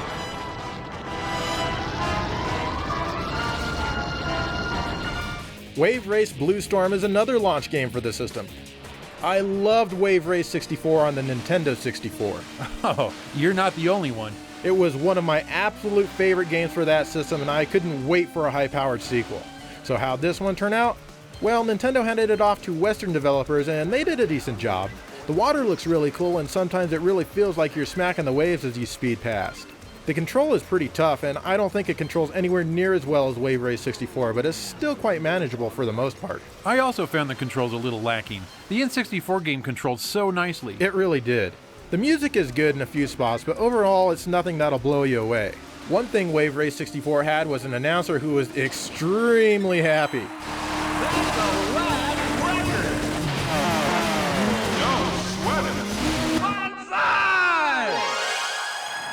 The announcer here in Blue Storm seems a little less thrilled to be here. Turbo is wasted on you. You have betrayed what little trust I put in you.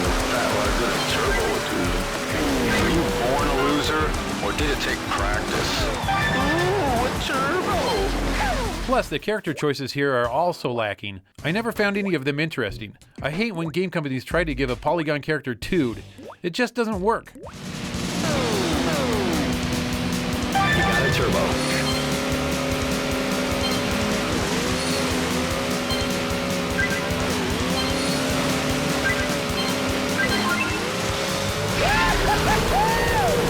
That's right. That's it. F-Zero GX is one amazing racing game. Nintendo knew that they could never make the game as awesome as it needed to be, so they handed it to the only ones who could, Sega.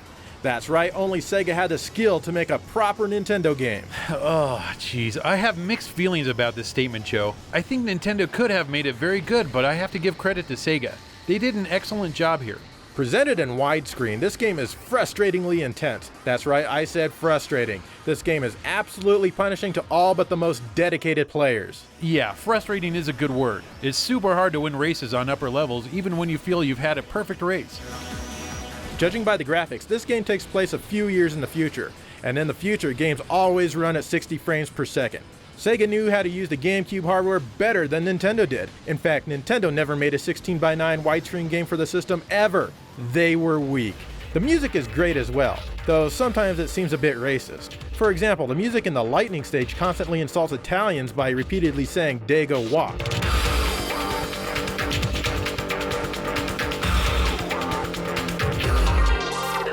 Hey Dave, aren't you Italian? I'm half Italian.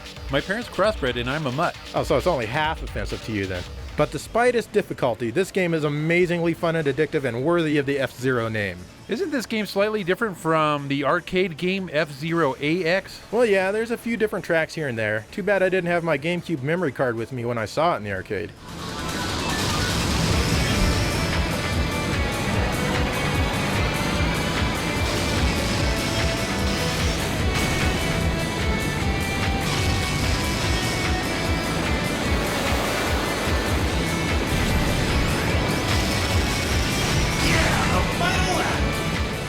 Super Monkey Ball was yet another awesome launch title for the GameCube. In fact, it was made by the same development team who would later make F-Zero GX. And I've got to say, this game right here is one of my favorite games of all time. The goal is simple. You have a monkey trapped inside of a transparent ball, and your mission is to tilt the floor in order to get the monkey to the goal before the timer reaches 0. That's it. There are tons of stages in here to play and master, and thanks to the GameCube's awesome analog controller, the control simply could not be better. You can kind of get this game if you buy Super Monkey Ball Deluxe for the PS2 or Xbox, but the control simply isn't as good because there are dead spots in the analog that kill you. Despite the simple gameplay, things can get a bit challenging here and there. For example, level 7 here on the expert mode is definitely the hardest stage in the entire game, but otherwise the game is pretty easy for me. I like the fact that the developers put in easier routes in some of the stages so novices can have fun and make it to the goal also. Yeah, you can often take shortcuts to work to higher levels more quickly, but you don't want to do that because then you'd miss out on some of the Super Monkey Ball goodness. The graphics are pretty good and they get the job done, and the music is generally pretty catchy as well. It even has party games which are fun, like Monkey Racing and, of course, my favorite, Monkey Target. But actually, I've got to say, Dave is the pro at Monkey Target. Hey, thanks, Joe. I hate to admit it, but I like Monkey Target even better than the main game. That's because you happen to be as good at Monkey Target as I am with the main game, wouldn't you agree? Yeah, you are right.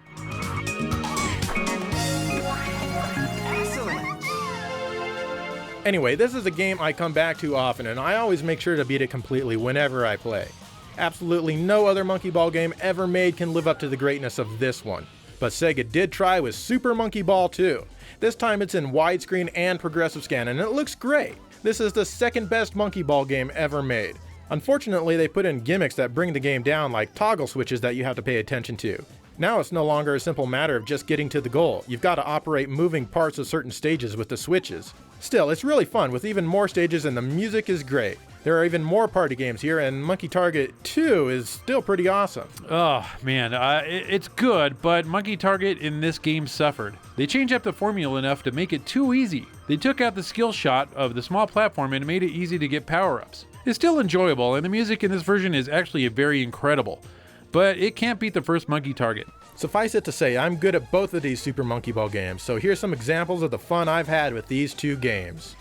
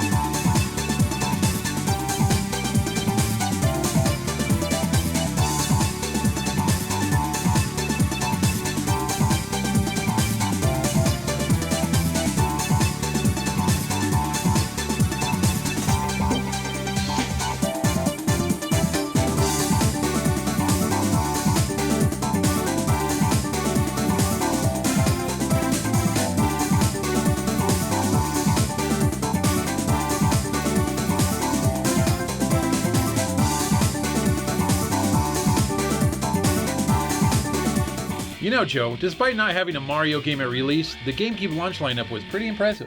It was. It's basically the opposite of the N64's launch lineup, which consisted of Mario 64 and what? Pilot Wings? Yeah, Pilot Wings. Yeah. Well, anyways, there's a lot more GameCube exclusive games that we'd like to show you, and we're going to do it via a montage. Ooh.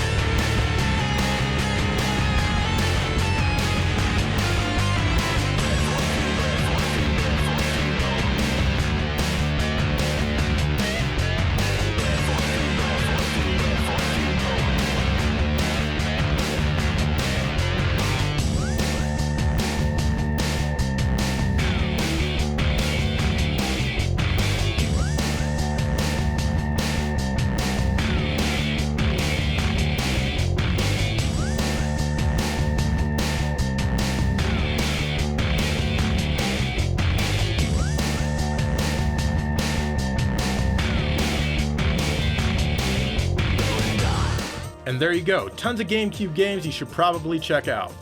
That's right, and I feel bad because my memory card was corrupted and I couldn't show a lot of the later levels in those games in the montage that I wanted to. Yeah, you're pathetic, Dave. But remember, you can also play GameCube games on your Wii system, as it is backwards compatible. That's true, but remember, in 2011, Nintendo took out the GameCube compatibility on the Wii, so if your Wii has GameCube controller slots and memory card ports, you can play GameCube games on it.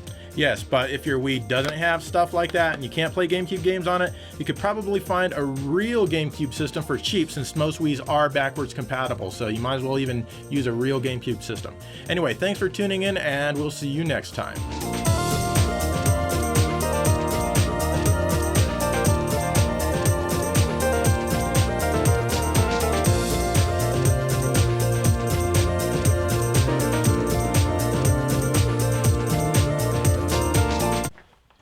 Hey Dave, let's see what the GameCube looks like upstairs on my new big screen. Can you bring it up? Oh yeah. All right, I'll grab it. No, not like that. What are you doing? What's wrong? Dude, this is my third GameCube. I know what I'm doing here. No, not like that. What are you doing? You're supposed to pick it up by the handle. See? It's a handle. Handle? That's not a handle. Yeah, didn't you see the opening segment of the show? We just talked about this. I missed it. I thought that was to put your cords through or something. It's not a handle. You're an idiot. Jeez. Well, I guess it makes sense. Clearly. No wonder I have 3 broken games. I was carrying them in here. Come on. That's awesome. A handle.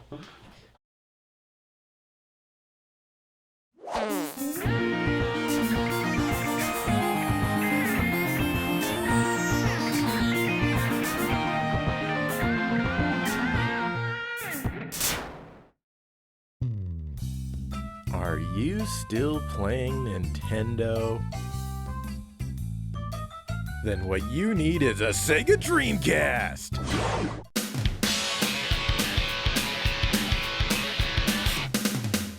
With the Sega Dreamcast, you'll experience hours of fun and excitement with each and every game available. You'll be flabbergasted by all 128 bits. You want racing games? We've got only the best racing games on the planet that are guaranteed to make your heart palpitate. It's a Sega Dreamcast awesome? You bet it is. We've got fighting games, role-playing games, platform games, extremely unique games, more role-playing games, more fighting games, even sports games. Everything you need to be a winner. We've got great graphics, but there's more. You can go online and play with other players from around the world. That is, if you don't get disconnected. We've got the most spectacular library of games anywhere. So why mess around with that stinky Nintendo? Sega! Bring on the games!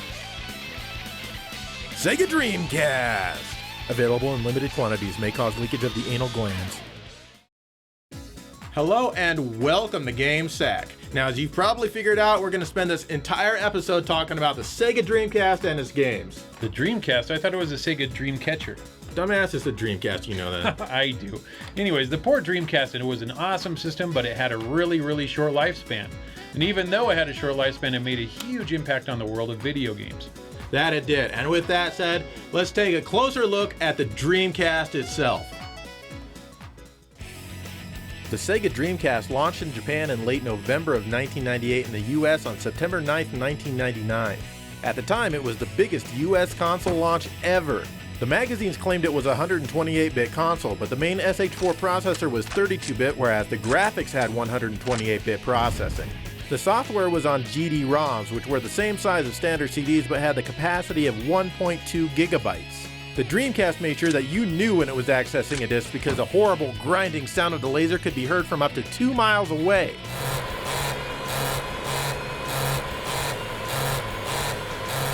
The controller was a bit odd. It was modeled after the Saturn 3D control pad, but it removed 2 of the face buttons and made the remaining ones smaller. It also made the D-pad and analog stick out of a very hard and sharp plastic. The VMU accessory acted as a memory card and could display primitive graphics depending on what game you were playing. You can also transfer entire Dreamcast games to the VMU to play on the go. Oh wait, just kidding, you can't do that. Of course, the system had the standard AV output, but it also had a wide array of VGA boxes made by many different manufacturers which allowed for 480p on almost every game. The US version also came standard with a modem, but you could also get the optional broadband adapter for high-speed internet play. There were several games that took advantage of it, but unfortunately the servers no longer exist, though some games let you input your own. Many Dreamcast web browsers still work, but the internet looks pretty ugly if the sites you want to go to even load at all, though many still do. The system was discontinued less than 2 years after it was released and sold about 10.6 million units total.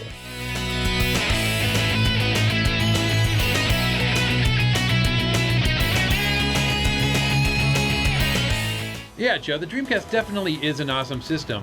But there's been reports of a lot of disk drive failures. Yeah, it wasn't the most reliable system ever made, Dave, but I've got to say, it's probably a little bit more rock solid than a lot of the modern consoles are coming out with these days. That's right. And they did try to change the design of the system midway through in an effort to thwart piracy, but I don't think that worked too well because it didn't stop pirates for very long. No, it didn't. That system was very easy to pirate games for. Do you think that's what killed it, Joe? Do you think? Well, it may have had a small bit of an impact, but overall, I don't really think so. Like I said, Dreamcast only sold about 10.6 million units, and Sega was bleeding money, so that's ultimately what doomed it in. But anyway, let's take a look at the Dreamcast games and see what they've got. Yeah, awesome. Let's do it.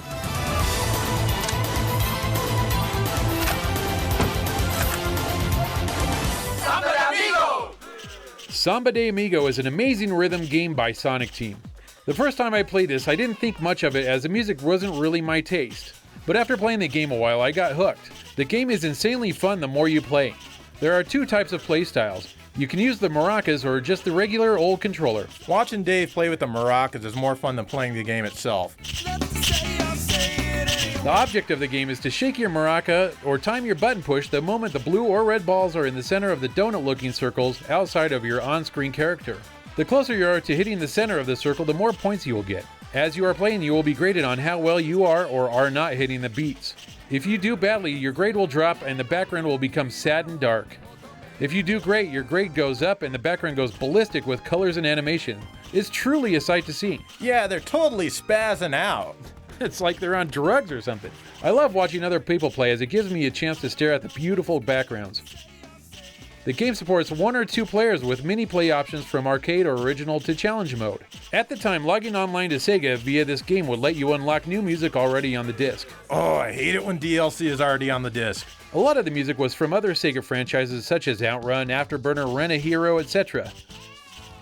In 2007, Sega let Gearbox develop a Wii version of this game along with the Samba 2000 version. Naturally, they screwed it up, which is too bad. Overall, Sega did an amazing job with this game, and it is one of my top 3 games for the Dreamcast.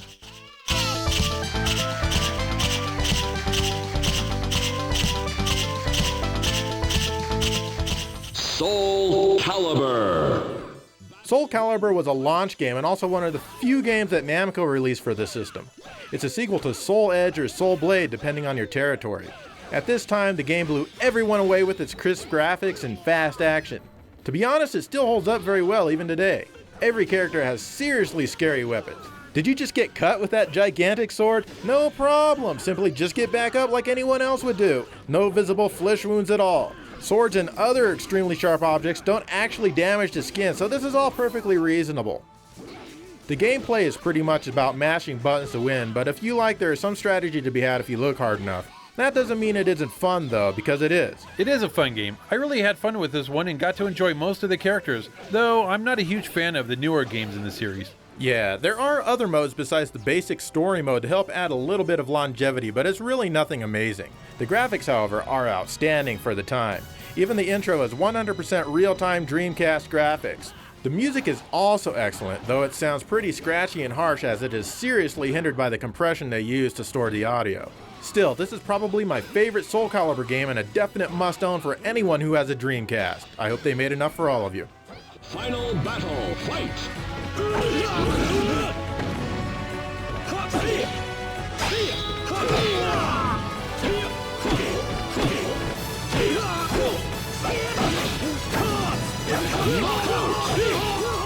Jet Rhino Radio! This is Jet Rhino Radio, bitches, up in your face! Let's get scratching. Jet Rhino Radio is another great game for the Dreamcast. This game revolves around a gang in Tokyo. They need to expand their territory by painting graffiti all over the place. Really? That's all you need to do to acquire new territory? Sweet! Sega's legal department did a great job of shuffling responsibility for teaching kids that it's really cool to spray paint. They added a little bit of text before the game that loads up stating that graffiti is wrong. Anyways, this is one of the earlier games that shows cell shading over traditional polygon graphics. The end result doesn't disappoint. By today's standards, the game is a bit dated, but it still does look great and is really fun to play. As you go along opening up new territories, you tag your graffiti all over the town and escape the police, etc.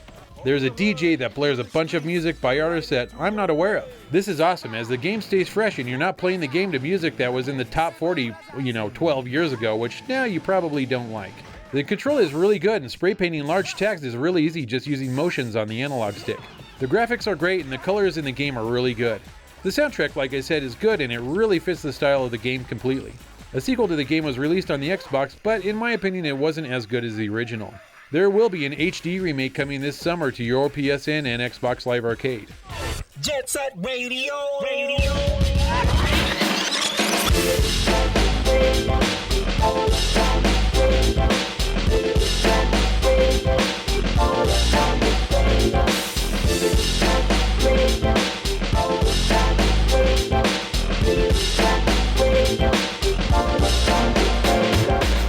Ikaruga is a spiritual sequel to the Saturn game Radiant Silvergun. A lot of people absolutely love this game, saying it is the best thing that mankind as a whole has ever accomplished. It's a vertical shoot 'em up, and I'm not sure if it qualifies as a bullet hell shooter or not, though. I would say it does, but, any shooter with more than 20 bullets on screen at once, I consider it pure hell. That's because you're not very good. Anyway, pretty much like all Treasure games, this one has a gimmick to the gameplay. The gimmick here is that you can switch between light and dark ships, and your shots are accordingly light and dark. When you're in light mode, you can absorb light shots from enemies without taking any damage. Likewise when you're in the dark mode. Dark shots will damage light enemies more than light shots will, and of course vice versa. It's a really cool concept, definitely. You'll find yourself switching back and forth like crazy in order to stay alive. It seems really cool at first, but I'll be honest, I grew tired of this game rather quickly. The gimmick was very fatiguing to use, and you're constantly switching back and forth to the point where it becomes very annoying. The graphics are decent, but nothing really stands out at all. There's very little color in this game, and the enemy designs look rather uninspired and generic. The music is alright, but again, nothing really noteworthy. Sorry fans, Ikaruga is a good game, it really is, but personally I'd rather play Radiant Silvergun.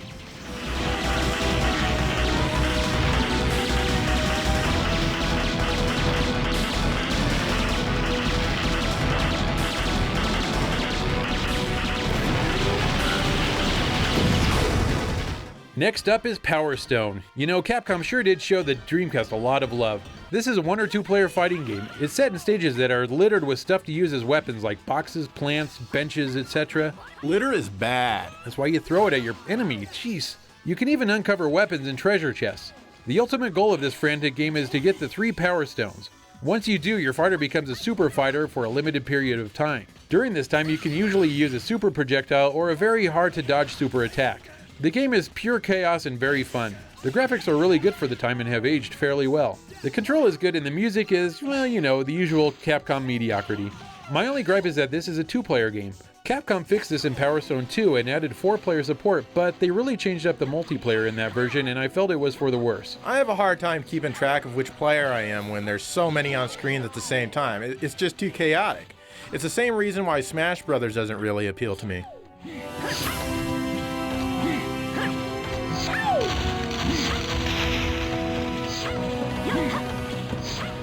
Dead or Alive 2 is another early Dreamcast game, this time by Tecmo.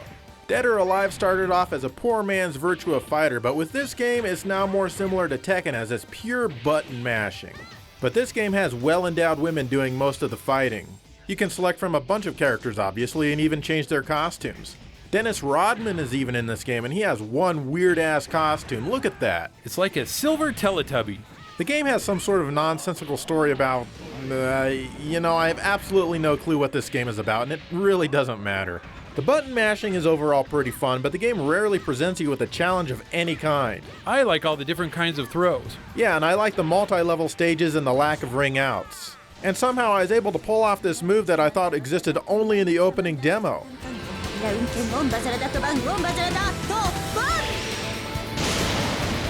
The graphics are excellent. There's really not much more to say about them than that. The music is pretty good too. Also, the programmers did an excellent job of hiding the loading times in this game. Usually when you win a fight, you're at the next stage ready for the next one immediately. This sucks if you're trying to enjoy a beer because you never have time to drink it. Dave, I think you need to cut back on that stuff.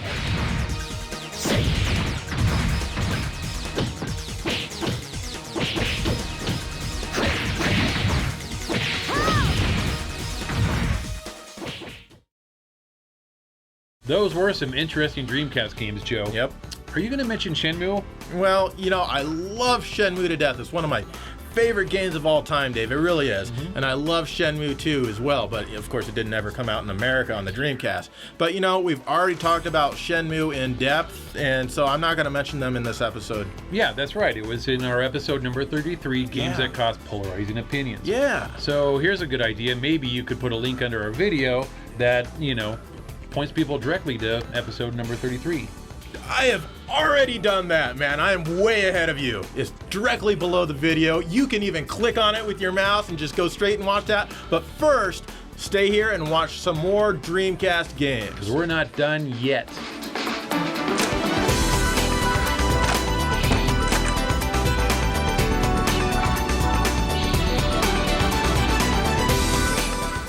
Confidential Mission is about as close to Virtua Cop as you're going to get on the Dreamcast.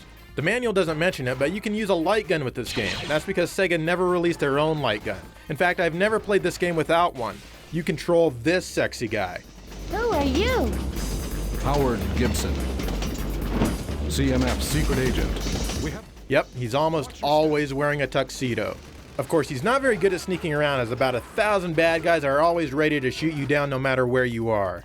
The gameplay is simple. Shoot the bad guys and don't shoot the innocent people. Also, don't get shot. Sometimes there are little mini-games to add to the variety, like shooting adhesive bullets at the vents to save yourself from poison gas or decoupling a train car. This adds a bit of variety to the gameplay, and in a good way. Of course, being a light gun game, the screen flashes every time you pull the trigger, and it might get a bit annoying, but it's still really fun. Yeah, it is really fun, and I usually get enough into the game where I don't even notice the screen flashing. It's much more fun than holding a Wii controller or a PlayStation Move. The graphics are pretty good for the time, and they remind me a lot of Virtua Cop. The music definitely fits the game as well.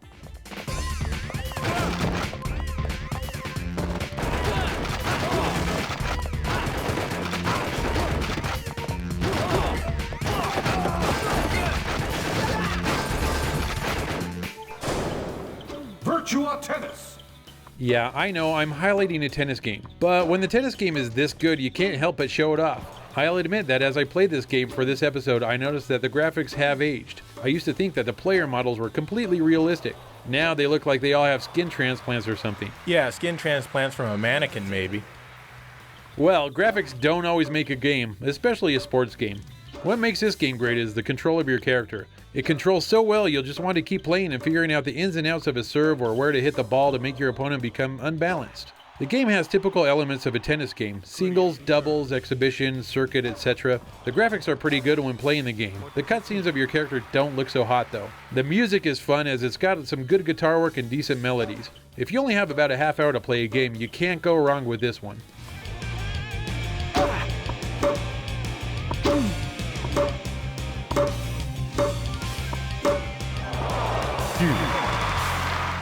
Next up is Outrigger by Sega. It's basically Sega's own attempt at making their own version of games like Quake 3 Arena, but instead this is a third-person shooter and it has its roots in the arcades. It's a fun attempt, but in my opinion, not nearly as good as Quake 3 was. I agree, but I definitely prefer the third-person perspective over Quake's first-person view. Anyway, the single-player mode has you running around destroying terrorists in extremely small environments. They just keep reappearing. The control takes some getting used to as the Dreamcast has only one analog pad, but once you figure it out, the control should be pretty much okay. Of course, this version had an online mode that was pretty fun that you can't play anymore. Ah yes, you can always count on online gaming to be there. I guess games aren't supposed to be enjoyed fully as they age. You know, Joe, this brings up a good point, and it makes me really think about purchasing games today that won't be playable in 10 years from now. Yep. The graphics are well done, certainly nothing to scoff at here, and I like the character designs. Yep, no fake toot here to ruin this game. The music also tends to be pretty catchy as well. Rumor has it that this has a LAN mode, but I don't know anyone else with a broadband adapter, so I can't even try it.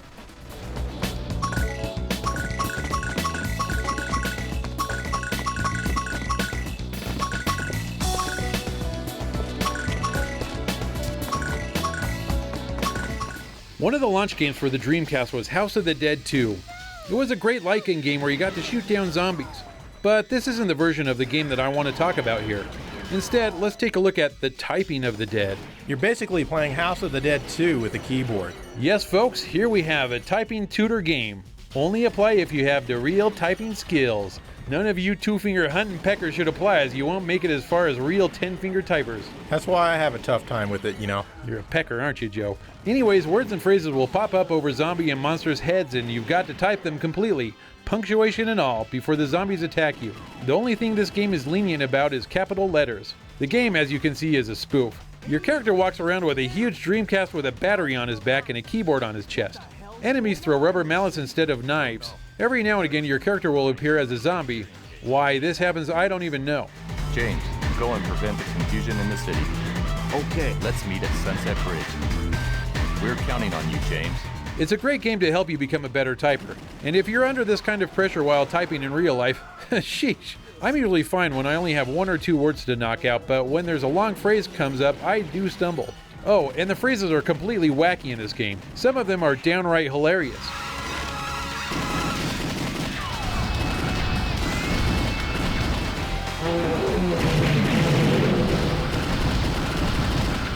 A great game if you have the means to get it and a keyboard. Two-player works really well and is great fun. You know, Dave, I couldn't beat this game, but my mom did. True story. She's a secretary at her job and she could probably win the typing Olympics. She beat it on her first try. Do you know how humiliating that is? Don't kill me! Help! my friends are inside.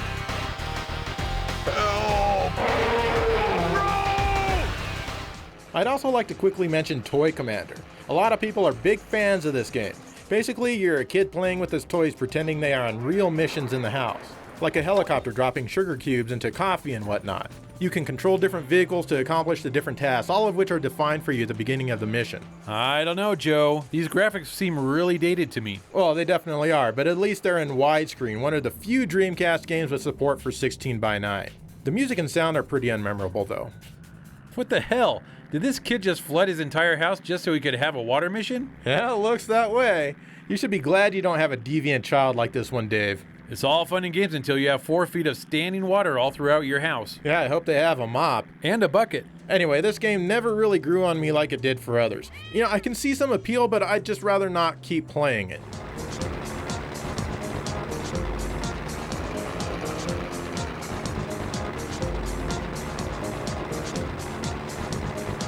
Well, Joe, that was definitely fun. I mean, how about that voice acting and typing of the dead? It's almost as good as ours, man. Oh, man, just about. That Dreamcast sure has a lot of fun games to play.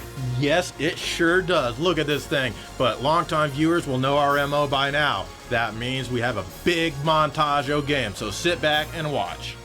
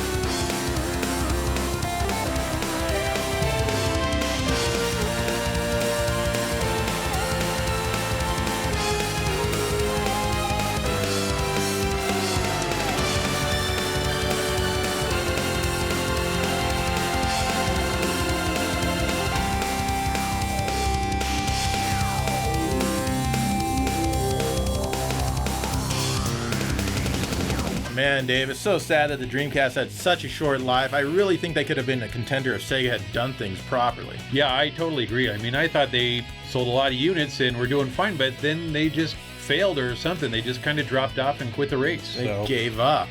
Yeah, well, whatever it is, but there's still people making homebrew games for the system, though.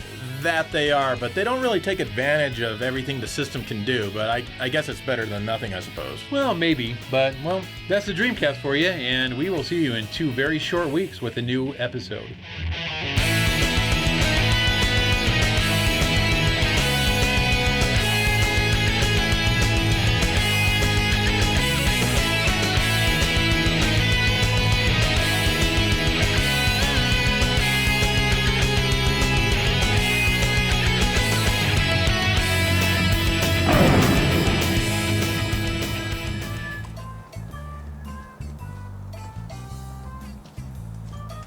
Bought a new Dreamcast, used. 128 bits.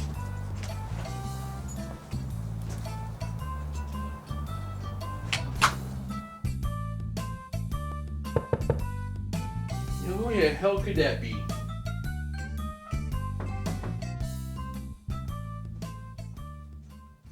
Yes? Can I help you? Hey! What are you doing? I hear you got a Dreamcast. Yeah, so? Can I play? No, it's mine.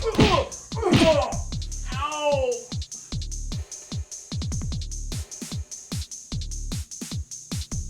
Can I play now? Yeah, I guess so. Yeah, let me hook it up. You like racing games? I got a real nice one.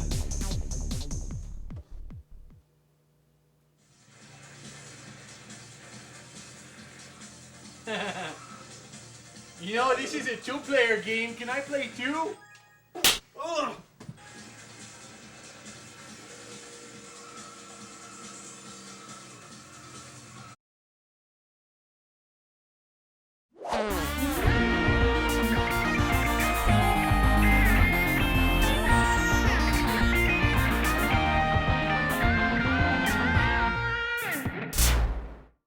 Hello, and welcome to Gamesec. This time around, we're going to devote an entire show to Nintendo. That's right, we're going to take a look at the N64 this time. That's exactly right, Dave. We are looking at the N64. So, Joe, why don't you tell us all about this system? Sure. The Nintendo 64 was released in 1996 as a follow-up to the incredibly successful Super Nintendo. Unlike its competitors, the N64 featured no internal moving parts, greatly enhancing its reliability. It used cartridges for faster loading times when everyone else had moved to CDs. The system featured a 64-bit CPU running at 93.75 MHz, but with the 32-bit system bus. It eventually got an expansion pack which doubled the RAM to 8 MB, which only a few games required. It had a weird controller with 3 handles. It featured an analog stick and 4 C buttons, as well as a Z trigger underneath the middle handle.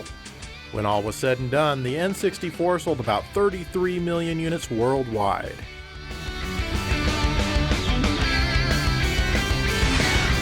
Joe, that was some great information, but probably nothing that people didn't know already. And I noticed you forgot about the 64DD. Oh man, come on Dave, that was released in Japan only. It used 64 megabyte magneto-optical discs to store its information and stuff like that. And you could do things with it like store your user-created tracks on games like F-Zero. It had what, maybe 9 release titles? Yeah, see, I told you the Virtual Boy has a lot of games compared to other systems. Yeah, whatever. Anyway, let's look at some real Nintendo 64 games. Beetle Adventure Racing was quite a surprise for me. At first glance, I didn't think I was going to care at all for it, with the VW Beetle being the only car in the game. How fun could that be? Well, let me tell you that I really enjoyed this game and I still enjoy it today. The graphics have aged a little bit, but for the time it looked fairly lush. It's fast-paced and each track is loaded with multiple paths. There are so many different paths that you can't even take everyone within a single 3-lap race. Yeah, and I'm always forgetting which shortcuts I've been through, and I want to go through them all. Oh, tell me about it. Along the way, you can break cartons that give you points towards a continue or even a nitro boost. But the tracks are super long, so you better get comfy. An average 3-lap race is about 8 minutes long.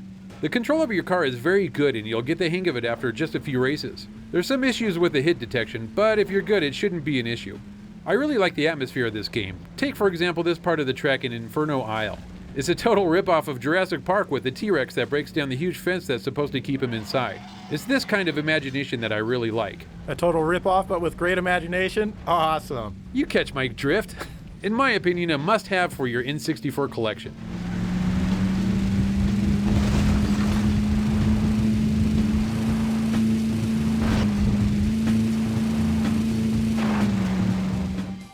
F-Zero-X is a fast-paced, futuristic racer and probably one of the better games for this system overall. Just like you'd expect, you pick your racer and your cup and off you go. Next thing you know, you're blazing through flat tracks, tunnels where you can go crazy spinning if you're not careful, as well as weird tube-like tracks. Oh yeah, those tube tracks are crazy. I found it very hard to stay attached to this stupid track the whole time. The control is pretty smooth, but you must press a combination of different buttons to attack, which is really weird. Plus, the downright bizarre shape of the N64 controller really doesn't help things. Still though, I have a lot of fun with this game despite its difficulty. The graphics are pretty plain with lots of fog and really next to no detail, but it does run at a constant 60 frames per second, and that's really cool. The music is awesome, but unfortunately it's in mono.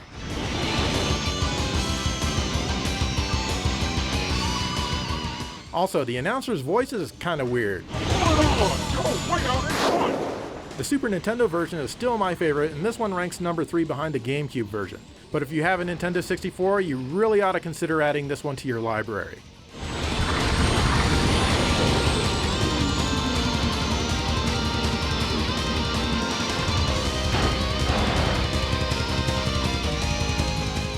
Blast Corps is quite a fun game that has possibly the best storyline ever in a video game.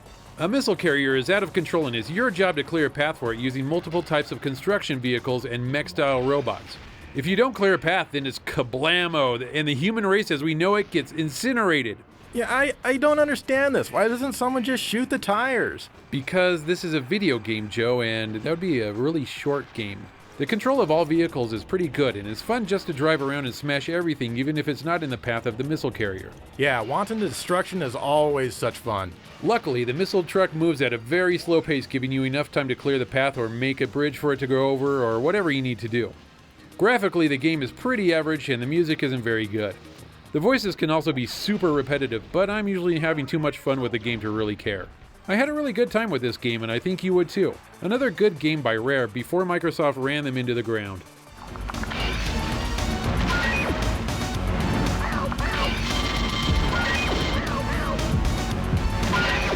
Nice work. Multi-Racing Championship, or MRC, is an arcade-like rally racing game. I used to really enjoy this one back in the day, but looking at it now, it hasn't aged well. The graphics are so blurry that they hurt my eyes. But I really did enjoy the arcade-like experience a long time ago. The co-driver always seemed so concerned. Oh no! 7. Come on, you've got to do better, or we won't make it in time! 4. And damn, this game is tough. I can't even get anywhere in the game, and I don't know if I did back in the 90s. But this was the first game I ever played with a rumble pack, so probably not, since I don't think you can save with a rumble pack in place. Actually, Joe, certain games will allow you to switch out controller packs for rumble packs, so you can save and have rumble. It was a chore, but it could be done. Oh, well, you would know, I guess, since you're the fanboy.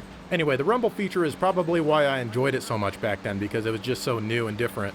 But nowadays, I might suggest approaching this one with caution. Don't give up yet. Go on, pass them all. Give it everything you've got. You're coming up to a fork soon. Get point. What are you doing? Get a move on. Diddy Kong Racing was a mascot kart racer trying to cash in on Mario Kart 64's popularity. And you know, this one is pretty good. You can choose from all of your favorite rare characters like Timber and Drumstick. I was so happy when I saw they made it in the game. Yeah, me too. You can't leave such popular characters out. Anyway, the game was pretty much like your typical kart racer, except there was a built-in hub world like Super Mario 64 has.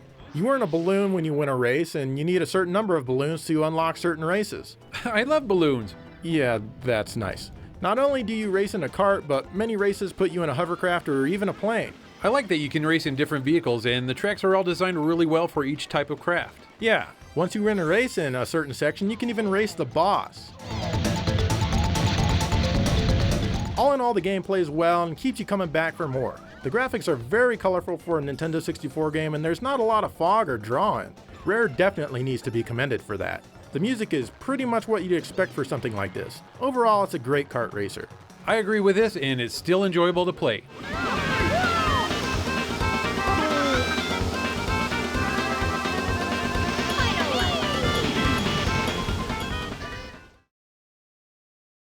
Wow, Joe, we sure seem to be talking about a lot of racing games. Yeah, so the N64 has a lot of good racing games. Who cares?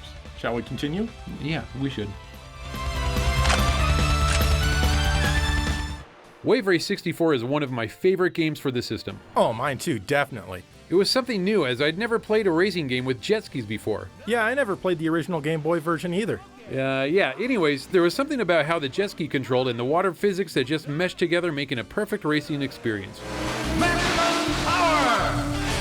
The locales were all really nicely rendered with lots of atmosphere. The track design was great. Not only did you have to beat your opponents, but you had to follow a specific track outlined by different colored buoys. If you miss more than 5 of these, the race is over. It made for some really close races on harder levels. Yeah, it can get pretty intense at times, and it almost feels like I'm really controlling something bouncing on water. There was a Rumble Pack version of this game released only in Japan, which added to this feeling even more.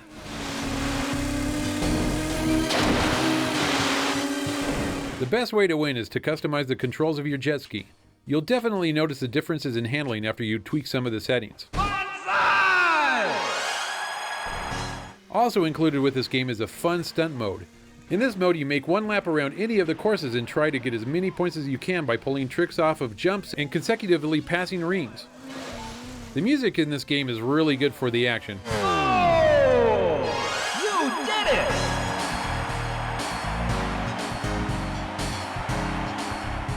This is a must-have for any N64 collection. Absolutely. It's actually my favorite game for the system.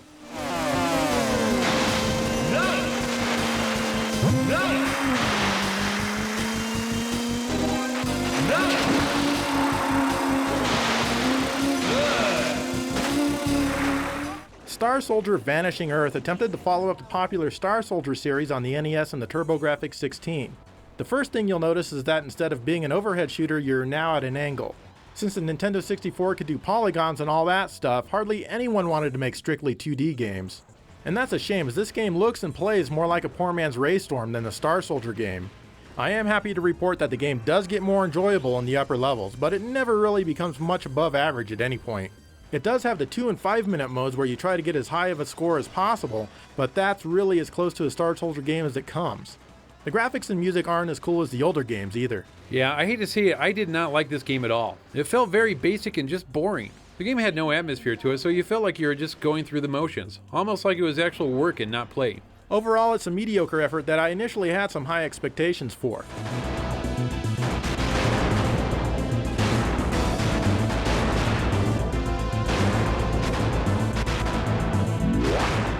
Kirby makes his N64 appearance in Kirby 64, The Crystal Shards.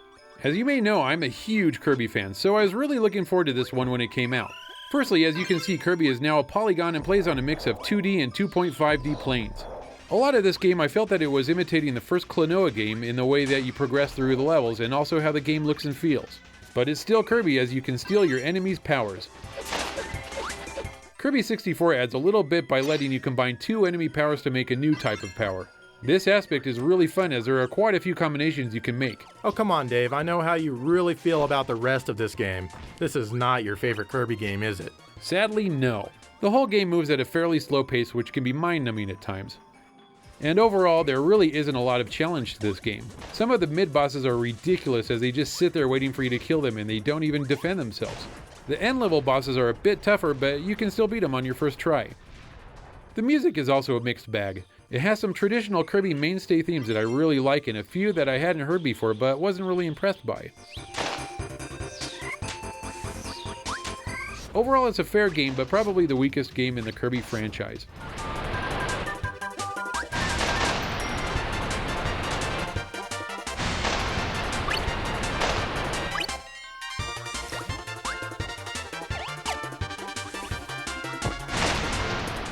Banjo-Kazooie is one of the better Mario 64 clones available for the system. It takes what Mario has done and adds enough extra content to make it feel unique. You collect music notes, skulls, puzzle pieces, and much more. There is a nice variety of levels and I really like their design. The music has some decent melodies, but for the most part it's pretty simple and not hugely enjoyable. The game does have some camera issues and you will be annoyed at times, but it's not unplayable by any means. You know, the Banjo character never really appealed to me, so I didn't bother with this game, but from what I'm seeing here, it looks like I missed some pretty good gameplay. I really liked all aspects of this game. I found it very satisfying just wandering around finding areas and items that open up new paths. Definitely a great game for the N64. A sequel called Banjo-Tooie was released 2 years later.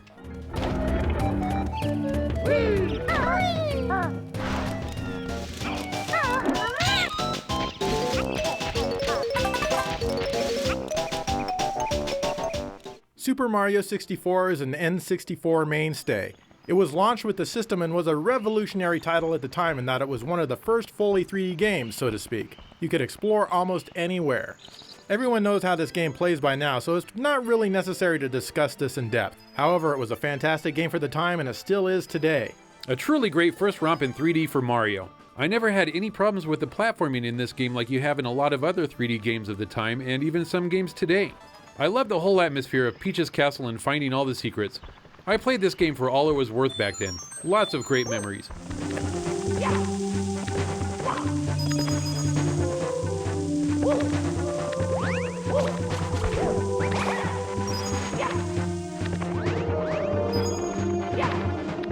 Everyone also knows about The Legend of Zelda: Ocarina of Time. Personally, I kinda got bored with this one as it didn't excite me as much as Link to the Past on the Super Nintendo did, but everyone else seems to really love this game. I agree with you on this one, Joe. It's not as good as A Link to the Past. But unlike you, I wasn't bored at all by it.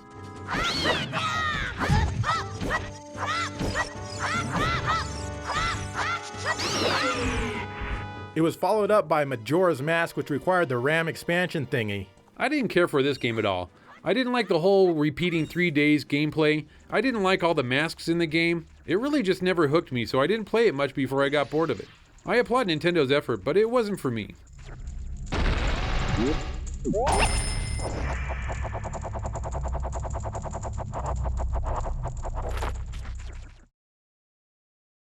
Alright, the N64 had some really great games, and you know what? We're not done yet. That's right, so let's take a really quick look at some other Nintendo 64 games. 1080 Snowboarding is a great snowboarding game. It has some great runs, and the half-pipe battles always make you want to top the high score. Yoshi's Story is fun but very strange. Lots of weird sound effects by Yoshi and some strange platforming.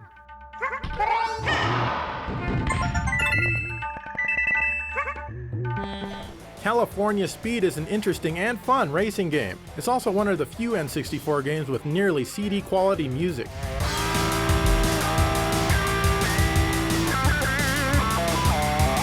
Castlevania 64 is a poor excuse for a Castlevania game. It only slightly feels like Castlevania. An internal clock can make the story and events different depending on what time of day you play. Castlevania Legacy of Darkness is a sequel and updated version of the first game. It cleans up the graphics a bit and adds some new levels, characters, and enemies. Extreme G is a futuristic combat racer. It's fun in small doses, very small doses.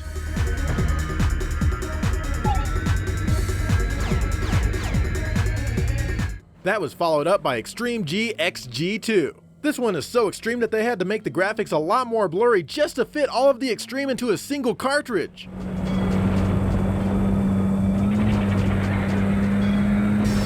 Mario Golf is a very addictive golf game. Set in locales all throughout the Mushroom Kingdom, is very colorful and has some solid golf action. Mario Tennis is another great game by Camelot. Great tennis action with everything Mario and company. The Cruisin' series of racing games was pretty interesting. Cruisin' USA was a rough port of the arcade and kinda twitchy, but also kind of fun. Cruisin' World takes you out of the country but retains the twitchy control.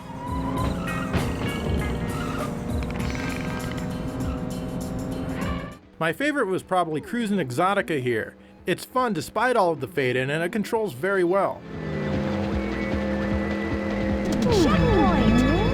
Dr. Mario 64 is a port of an amazing puzzle game. One of my favorite puzzle games, and it has some really catchy music. Now, for some reason, the Rush games are another well-known racing series. I've always thought San Francisco Rush was extremely mediocre, but I was used to Sega racing games, you see. Rush 2 is a Nintendo 64 exclusive game that takes you out of San Francisco. The blurry graphics and the boring gameplay even come along for the ride.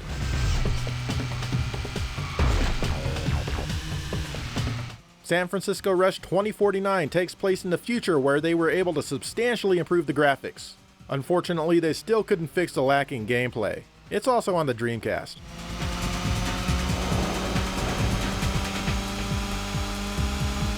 Excite Bike 64 is a 3D sequel to Excite Bike. It has some good animation, control, and fun tracks. The music is lackluster. Glover was really interesting when I first played it, though it seemed to be a chore to play and the controls seemed overly convoluted, so I didn't get very far.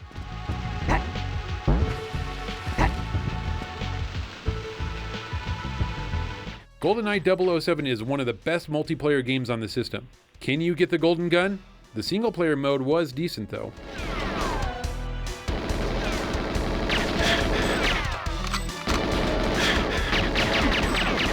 Killer Instinct Gold is a port of Killer Instinct 2. It suffers a bit because of the cartridge memory, but still a worthy game.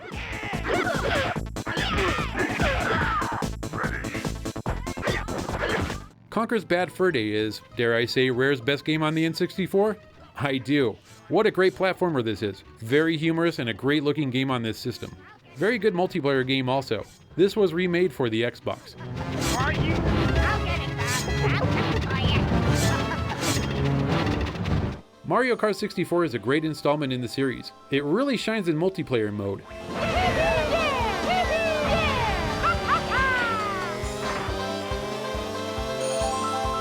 Mickey Speedway USA is a decent Mario Kart ripoff by Rare. It's colorful and controls really well, but it just doesn't have enough to make it that great. Mischief Makers is a treasure game. It's cool because it's 2D, but since it's by Treasure, it's very gimmicky. I never really got into it. Paper Mario 64 is a great RPG with the Mario cast. Some really neat ideas around the paper theme.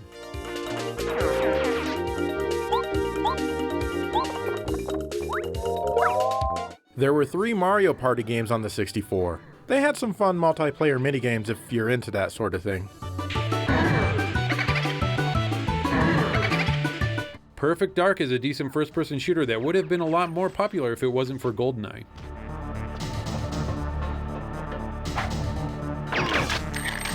Pilot Wings 64 is a great sequel to Pilot Wings. A very enjoyable game with some really cool extras like Cannon Mode and Wingman Free Flight. Pokemon Snap is very strange indeed. You must take pictures of Pokemon and you get graded on all aspects of the photos you've taken. It's entertaining in small doses. Ridge Racer 64 was actually programmed by Nintendo. It's not bad and it has the twitchy control that Ridge Racer is known for. You can even choose a car called the Ultra 64. Sin and Punishment is a great third-person action game by Treasure. How they made such good use of the N64 controller I still can't understand. Donkey Kong 64 is not Rare's finest effort on the system. It has kind of clunky controls and rather bland graphics.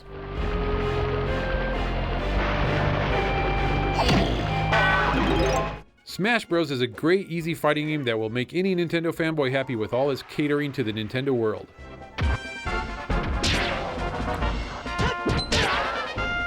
Star Wars Rogue Squadron was cool for a Star Wars game and it uses the expansion pack for higher resolution.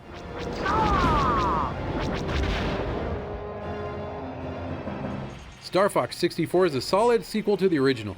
It adds a few new vehicles and some decent multiplayer. Harvest Moon 64 is a farming simulator. It's damn exciting stuff if that's what you're into.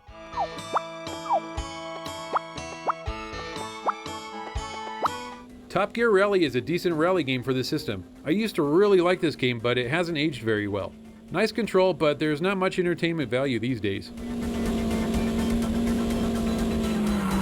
Top Gear Rally 2 tried to be a more realistic rally game. It also tried to be much less fun than the original.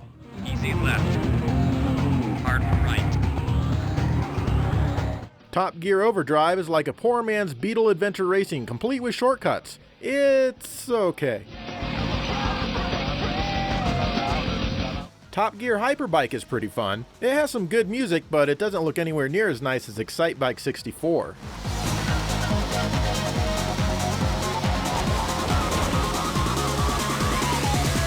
Wet Tricks is a fun puzzle game where you must build lakes to hold water. Pieces come fast and you must think quickly.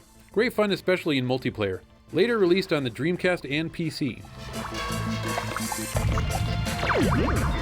Turok the Dinosaur Hunter was surprisingly enjoyable for me despite the immense fog and the ugly graphics. Turok 2 has better graphics, but it's definitely choppier.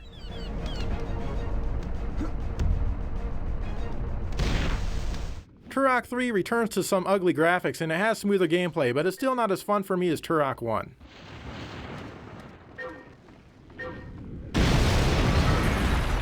The new Tetris is Tetris, but with nothing super special. It adds a few new aspects, but they aren't great. Some decent backgrounds are its best feature. Jet Force Gemini is fairly fun. It takes time to get used to the controls. The game is very linear, but the developers did a great job of making the levels look as lush as possible.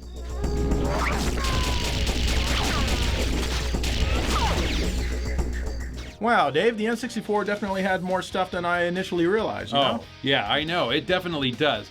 You know, it's definitely not Nintendo's best system, but it's no slouch, and to a Sega fanboy like yourself, it might have more than you think. You know, maybe so, maybe so. Well, thanks for checking out our Nintendo 64 episode, and we will see you next time.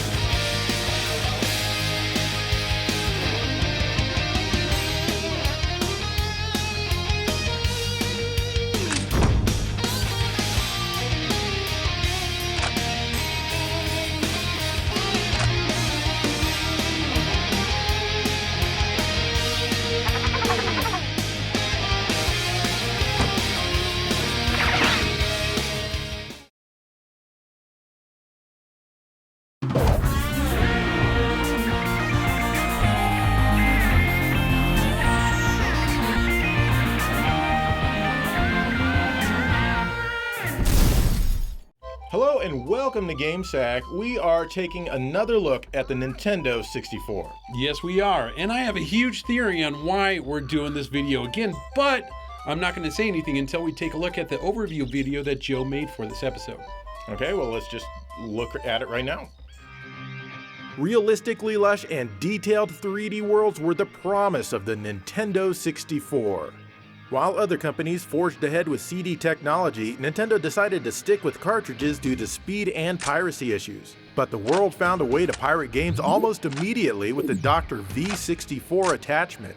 The system is also known for its unique three-handled controller with its exciting plethora of C buttons and an analog stick, though I personally prefer this Hori pad, which was only released in Japan. And of course, right on the front of the system were 4 controller ports built right in. Inside the system was a wicked NEC VR4300 CPU running at 93.75 MHz. The graphics were handled by a 62.5 MHz RCP, which of course stands for Reality Coprocessor. Because the Nintendo 64 is all about reality! As one of the last remnants of the Bit Wars, the Nintendo 64 saw 388 released games and sold about 33 million units worldwide.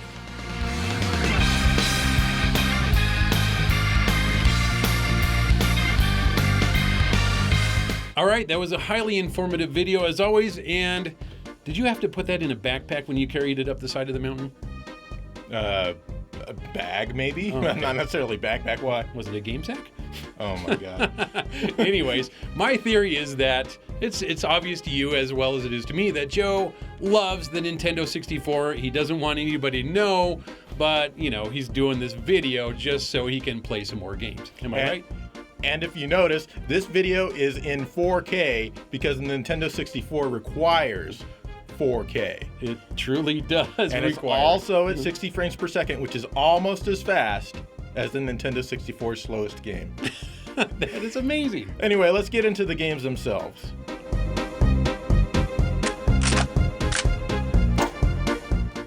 Let's take a look at a few of Konami's offerings. Here's the Mystical Ninja starring Goemon from 1998. In my opinion, the game made a good transition to 3D. It plays very similar to other titles and has you roaming towns to get information and items that are necessary for your adventure. The game still retains the light comedy that it always had, and you see little bits of funny things here and there. The towns look okay and have some decent detail to them. You have a map screen that you can pull up in real time that helps you determine where you are. In the old games, you were able to hit anybody you wanted to with your pipe, but in this installment you can only hit the thieves. Once you get out of town though, it's all enemies, so whack away. Also, when you leave town, the areas are much bigger, which brings in the fog, so you can't see too far away. Enemies also pop in when you start to get close to them, and the detail in the background goes way down compared to the smaller areas. But hey, at least you have some good music to listen to while you're wandering around. Goemon controls great, and you can switch between him and 3 other characters once you unlock them. My only real complaint about this game is the lack of camera control. For the most part, the camera works fine, but when you get into tight areas, it pretty much sucks. Still, the game is fun and is definitely worth a play.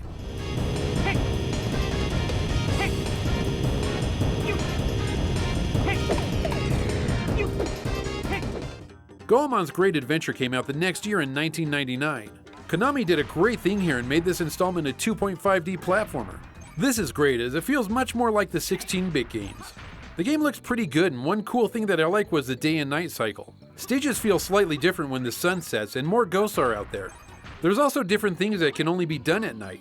For example, during the daytime this well is empty, but at night you find this iguana man who will give you a pass if you just leave him alone.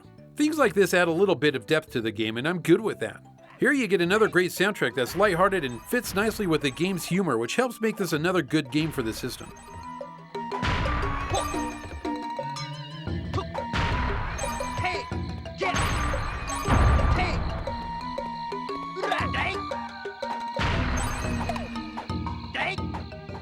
Castlevania was also released for the system under the basic title of Castlevania. I'll be honest, I wasn't really happy seeing Konami taking my favorite 2D series and giving it a 3D installment, but being a big fan of the series, I had to give it the benefit of the doubt. I'll tell you right now, it's down towards the bottom of my list when I rank Castlevania titles. As far as Castlevania games go, this game kinda sucks. As far as an action platformer goes, it's really not that bad. You can choose between 2 players at the beginning and off you go to kill Dracula. Controlling Reinhardt is a mixed bag. For the most part, I had no problems getting him to go where I wanted him to. He does have an auto-lock onto enemies when fighting, which is very helpful. But when you want to whip a flame, a lot of the time he'll whip off to the side, or he'll turn around and whip at an enemy that's coming up from behind. This brings me to the camera, which definitely needed work. There's 3 different modes you can try out, but they all seem to have the same problem of only showing the action in front of you when you're battling in circles. Graphically, I do like the settings that are represented here, and they look decent, although there is quite a bit of fog.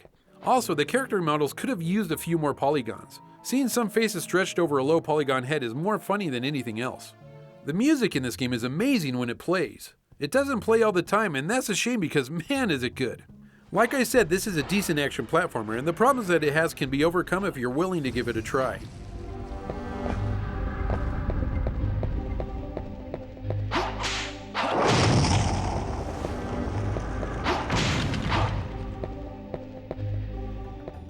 In 1999, Konami released Castlevania Legacy of Darkness. At first, I thought this was just a re-release of the first game after they had fixed some of the issues. Wow, was I wrong. So the game does have a lot of levels from the first game, but these have been redesigned and lengthened. But the game does have a bunch of new stages as well. It feels like a lot more effort went into this release. The camera has also been tweaked and it does a better job of showing you what's in front of you, but I still found it to have problems. If they would have just given us manual control over the thing, it would have been fine. The game does use the expansion pack, which gives higher resolution to the textures. The soundtrack is still amazing and has a bunch of new tracks as well. If you're going to play one of the Castlevania titles on the N64, make sure it's Legacy of Darkness.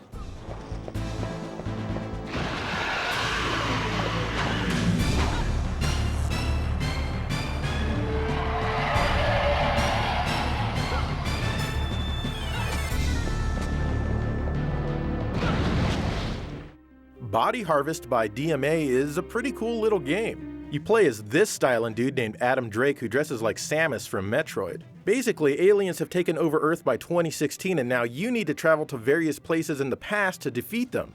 It kind of reminds me of a primitive version of the EDF games in some respects as you're running around blasting these aliens. But it also has a tiny bit of Grand Theft Auto in that you can commandeer different vehicles, run over people, and all that. Anyway, you have different objectives for each area that you need to complete. For example, you see a giant boulder, so you need to find some dynamite. Blow it up and find the old guy's house, and then you can get the key to the hangar from him. Stuff like that. You can enter some buildings to find extra health and fuel as well as other items like new weapons and ammo. So you definitely want to explore everywhere. The problem is that it all looks the same and it's really easy to lose your bearings. The map screen helps out a little bit, but really not as much as it should. You can blast enemies on your foot or while in your vehicle, and I almost always chose to fight enemies in my vehicle because of the extra maneuverability and defense that it afforded me. It's fun blasting these bug-like aliens. The game looks awful though. The camera is pretty bad. Pretty much everything is bad. In fact, there's really nothing positive that can be said about the visuals. The music is really good though, and not muffled at all. Still, it's an enjoyable game, but it did make me a little bit motion sick after an hour or so. I'd really like to see this one remade for modern systems and done justice.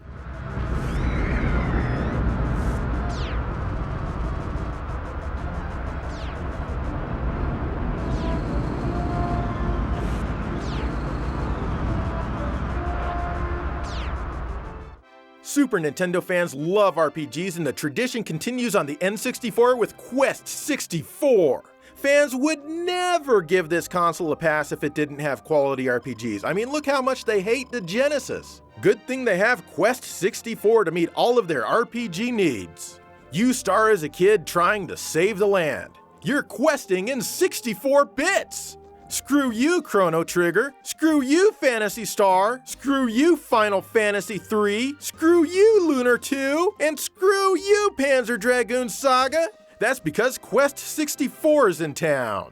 Battles feature octagonal areas where you can move and attack. Excitement doesn't get much more exciting than this. Quest 64. It takes a really long time to move anywhere, and it makes you feel like you're on a real quest. 64 bits! Actually, just kidding, this sucks.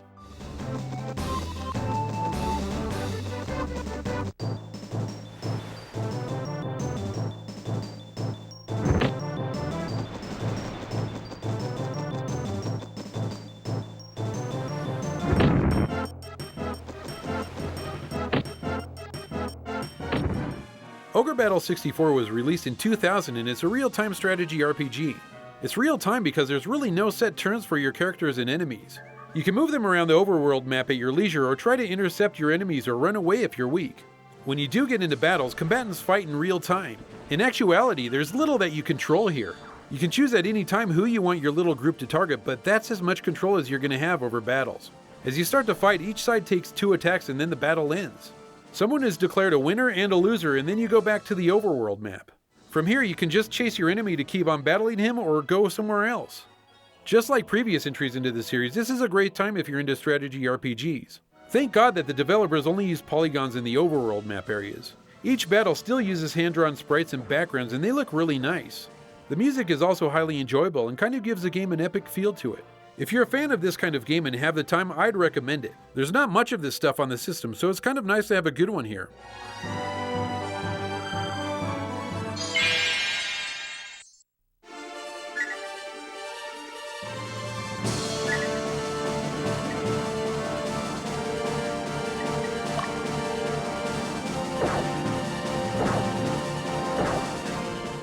Here's Paper Mario, developed by Intelligent Systems, and it's the second RPG-style game starring that little plumber.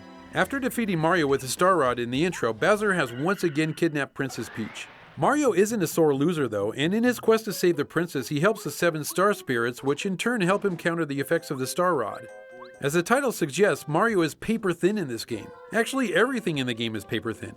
At the time, I really thought this was a cool idea, and Nintendo did an excellent job making everything look as if it was cut out of a piece of paper. So this is touted as a regular RPG, but I feel that it's almost more of an action RPG. Sure, there's turn-based battles, but you have much more control over Mario and whoever he has at his side helping him out. Enemies are in plain sight on screen, and most of the time you can just avoid them if you don't want to get into a battle. In all actuality, it really isn't a tough game. If you're not much into RPGs, then this would be a great game to get you into the genre. The graphics are very colorful, and the polygons for the most part look great with a fair amount of detail. The writing in this game is comical, and I'll admit that I'd laughed more than a few times. This is definitely one of the highlights for the Nintendo 64 library.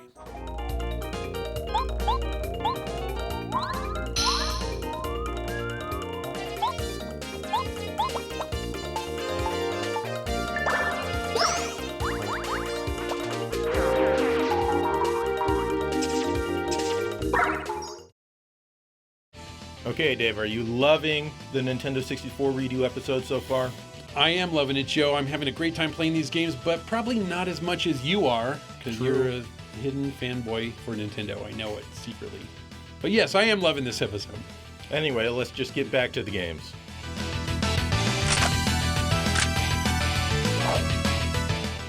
We didn't show much of Star Fox 64 in the original episode because it was mentioned in a previous episode and people complain whenever we cover games more than once. Ah well, here it is, and it's basically a remake or a retelling of the original game on the Super Nintendo. Basically, the story is that you need to defeat evil and restore peace. Yeah, it's actually a bit deeper than that, but it doesn't really matter to the gameplay here. You fly the R-Wing around again just like in the first game, only this time it controls much more smoothly thanks to the nearly impressive power of the Nintendo 64. You can keep tapping the fire button for rapid shots or hold it in to build up a charge shot, which will let you lock onto an enemy. Now, you can't lock onto multiple enemies Panzer Dragoon style, but in the words of the immortal Keiji Inafune, it's better than nothing. You also have new maneuvers like a U-turn and a somersault, though I couldn't pull them off every time I tried them, but most of the time they worked. There's tons of radio chatter here, and of course that's to be expected since you fly with a team. They suck, and you've always got to rescue them. Personally, I just wish they'd all die so that I could fly alone in peace. If they do get damaged, then they usually sit out the rest of that round as well as the next round. There are multiple routes you can take which are determined as you play each stage. The graphics have not aged well, and honestly, they kinda look like bad FMV since it's so grainy. The music is good, though it sounds like the Super Nintendo, and there are tons of voice recordings. What's weird is that there's a training mode which shows you all of the moves, but Peppy tells you everything you need to know anyway during actual gameplay. In fact, he does it through the entire game. So there's really no need that I can see for the training mode to exist. Still, all in all, it's a great game that I've enjoyed since I got the Japanese version back in the day, and I highly recommend it for this system. You can also get a nicer looking and sounding version on the 3DS. You're dead meat, pal. I won't let you get away from me. Fox, get this guy off me!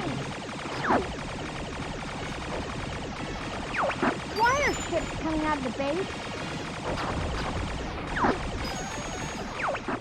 Hybrid Heaven from Konami is an interesting game. It's actually one of the few times that Konami paid attention to the system.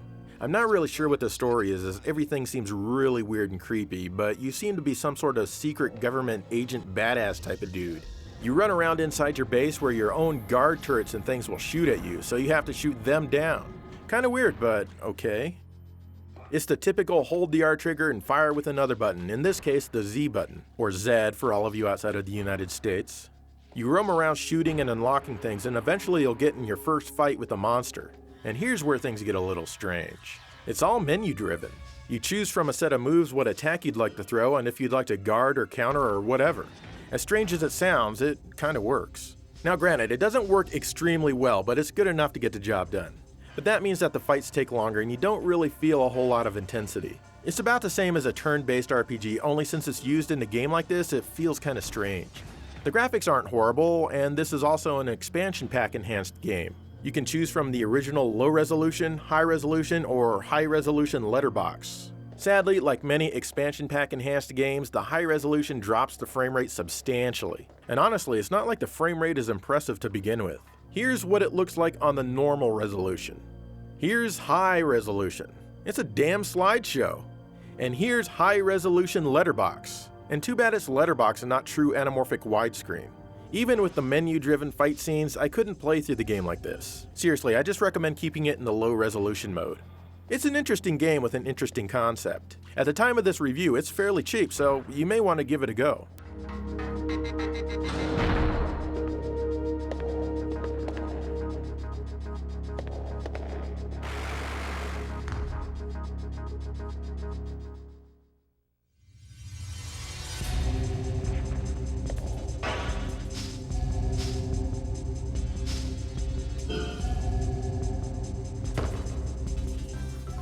Hey, let's talk about Mario Party! In this game, you can play up to 4 players at a time or even single player with 3 computer-controlled characters to even it out.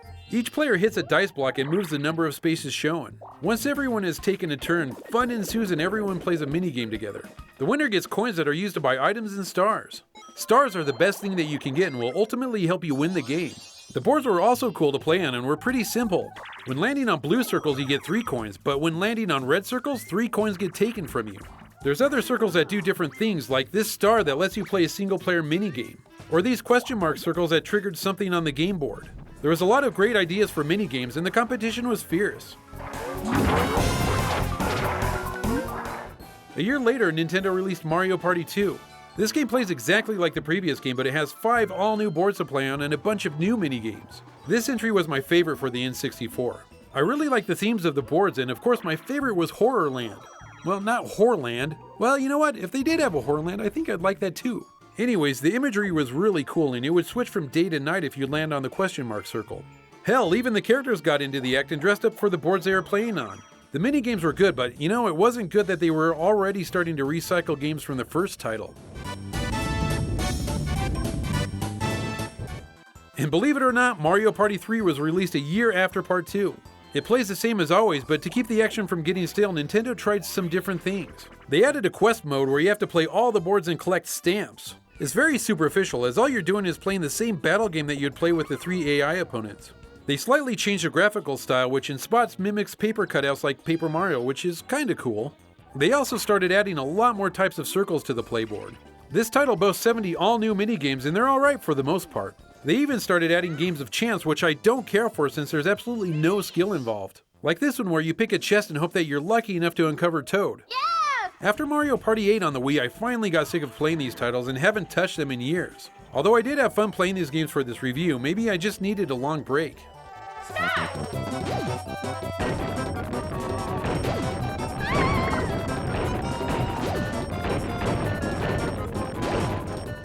Did you know that Nintendo made a rail shooter app? Well, they did, and it's called Pokemon Snap. You're shooting Pokemon left and shooting them right, not with a gun though, as that would be impolite. This wasn't quite the experience fans wanted to see, using a camera to snap pictures of Pokemon wandering free. A traditional Pokemon entry fans did want, but side games like this is often what they got. Take pictures of Pokemon for the Pokemon Report as you ride your automated buggy around the resort. Up to 60 different pictures are what you can take, but I rarely took more than 30 for efficiency's sake. After you're done with your ride, you will need the aid of the professor to whom you give your photos to grade. He checks size, pose, and if you centered it right, give some bonus points if other Pokemon are in there, he might. The control is good and not at all lame, as it's really easy to center Pokemon in frame. Later you get apples which can be used as bait. This is just to get a better picture, not seal their fate. You also get a pester ball which brings them out to the paparazzi. This is a trick that I learned back when I stalked that creepy Bill Cosby. The different areas you explore all look pretty good. They kept fog to a minimum so you can see most of the hood. But pop up in the distance mini Pokemon do. It looks really ugly, kind of like last night's poo. I really like the musical soundtrack as it meets my ear. But is it rearranged tunes or new stuff I hear? I can't tell because I'm not much into the series at all. Hell, this is the game I played most next to Pokemon Pinball. But even if you're a true fan, then maybe you should give this game a try because it's really quite good.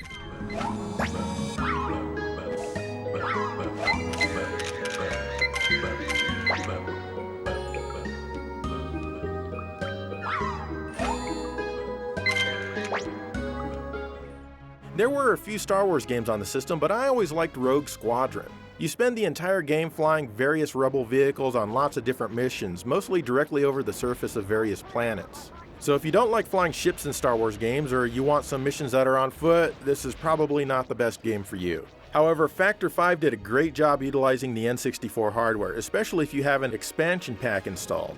The game starts you out just 6 months after the original Death Star has been destroyed, and you play as Luke through the majority of the game. Most levels will let you select from different Rebel crafts, but I usually choose the X-Wing because, well, come on, it's the X-Wing. It's pretty easy to control. You can boost and brake and all that, hell, you can even roll your ship entirely if you want. Gameplay usually consists of destroying all of the enemy, and often there will be a fragile Rebel or civilian thing to defend from the Empire attack as well. And yes, there are a few escort missions. The gameplay isn't perfect, but it's good. Often I found myself blowing up without knowing exactly what caused it. And sometimes it's kind of hard to get the enemy in your sights. The graphics run in interlaced mode if you have the expansion pack and are really sharp for the console. This city, however, really has a pollution problem. Kinda looks like this mission takes place in Beijing. The frame rate certainly isn't the best, but it's usually high enough so that you feel like you still have some control over your craft. The music is all Star Wars-y with original stuff thrown in here and there, and it's all done with the N64's internal synth, and it sounds pretty damn good.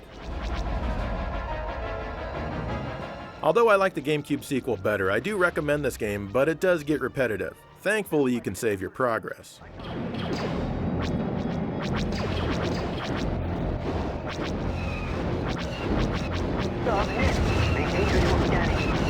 But not bad.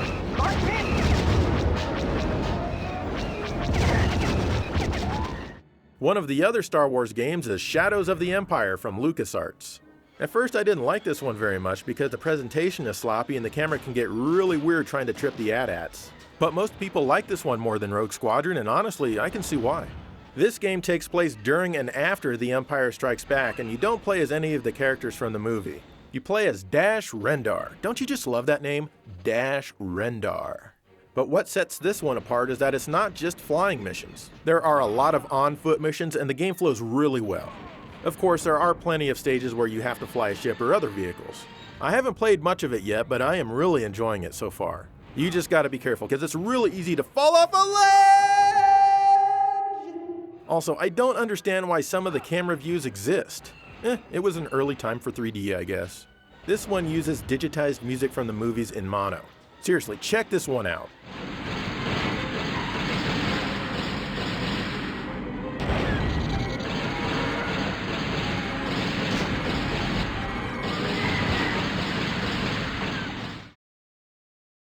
All right, we're rolling right along here, and we've got a lot of games covered. They're all, there's a lot of good ones in there, but I've noticed a serious lack of racing games, which we had in the first N64 episode. What's going on here? Well, it's probably because we had them in the first N64 episode, but I'm going to find a way to squeeze them in there. Good.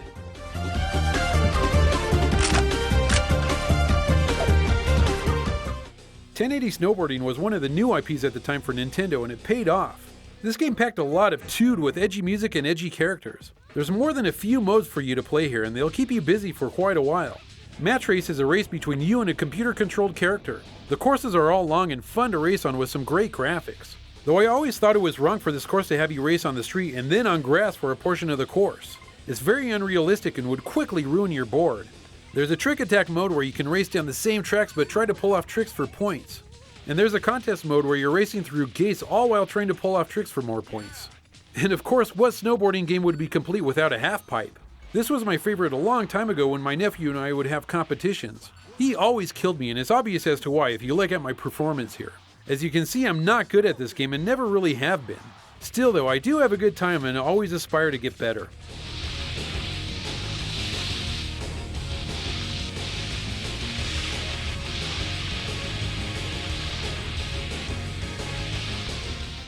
Snowboard Kids is another game in the genre. This one is a bit more cartoony and less serious than 1080. There's a few different modes here that make up the game. First off is Battle Race, where you race against 3 other racers. You can also get weapons and use them to help you get the edge. Although the edgiest I ever got was second place, I feel with a bit more practice I could have won them all. Each race consists of multiple laps. Yeah, I thought doing laps on a snowboarding game was quite weird also. At the end of a lap, you have to hop on a chairlift which takes you to the top of the mountain for the next lap. There's also a skill games mode with 3 sub-games. In Speed Game, you have to collect the fans laying around the course that will get you down faster. Low score is the key here. In Shot Game, you have to shoot snowmen for points. And every time you shoot a snowman, you get more bullets. And finally is Trick Game. You have to do tricks on a half pipe and off of jumps for points. I really sucked at this game. Overall though, this game is generally fun and controls pretty well.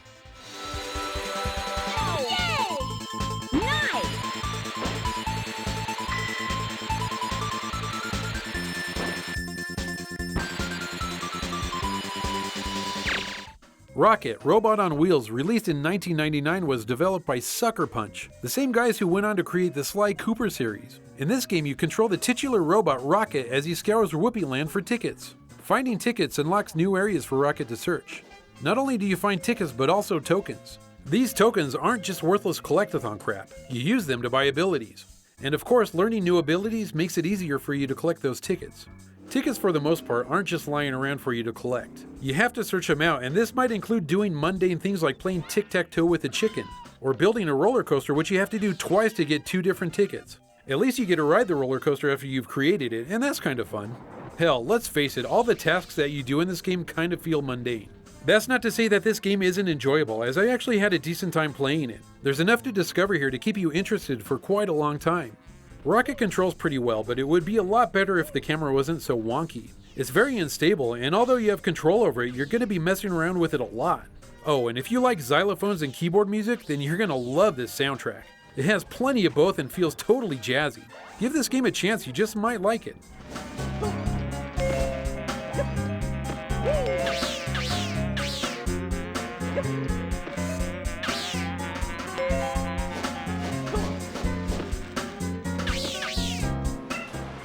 I'm gonna mention Wave Race 64 Kawasaki Jet Ski, given any chance, and you're gonna like it. This is one of my favorites for the console, simply because it's the game that I pull down and play the most often. There's no huge quest to get into that takes days and days. You can just play for an hour every few months or so, and that's awesome. This was an early game, and it kind of shows, but it still plays very well. It feels like you're on the waves, and of course trying to go to the correct side of each buoy only adds to the fun. The announcer is super happy to be here, and the music is really happy too. This truly is a must-have for the system.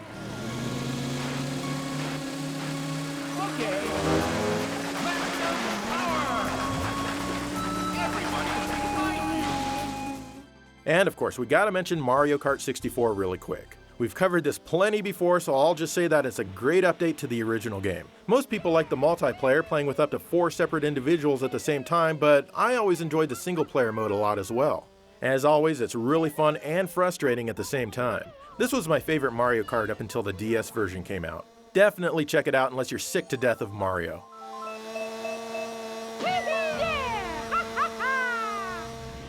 And we've also mentioned F-Zero X before as well. But we've never shown it running at 60 frames per second before.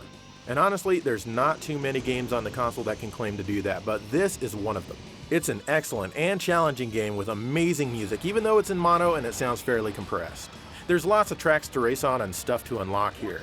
I really like the way they changed how boosting works, as it's tied to your life bar. You can boost as much as you want just as long as your bar has life, but it drains a little each time. Of course, the life is easy to refill, and just as long as you're not too reckless with your driving, you should be okay. This is another definite must-have for the console.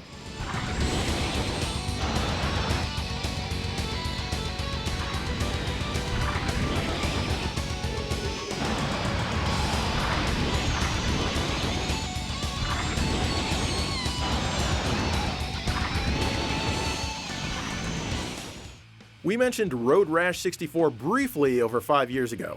Or was it 6? I don't know. We didn't think much of it, but some of you insisted that it was pretty good. So I thought I'd take another quick look at it. I'm gonna say that at best, it's okay. It doesn't look even a tenth as good as the proper 32-bit versions. Compared to the 3DO version, it's kinda like comparing Atari to the Neo Geo, and this is the Atari version right here. It looks bad. Gameplay-wise though, it's not too bad. Though it's certainly not as tight as the Road Rash non-3D games made by EA themselves. If you have the expansion pack, you get a little bit more horizontal resolution, but you'll barely notice it all. The game is certainly playable, but I'll be sticking with the 3DO version.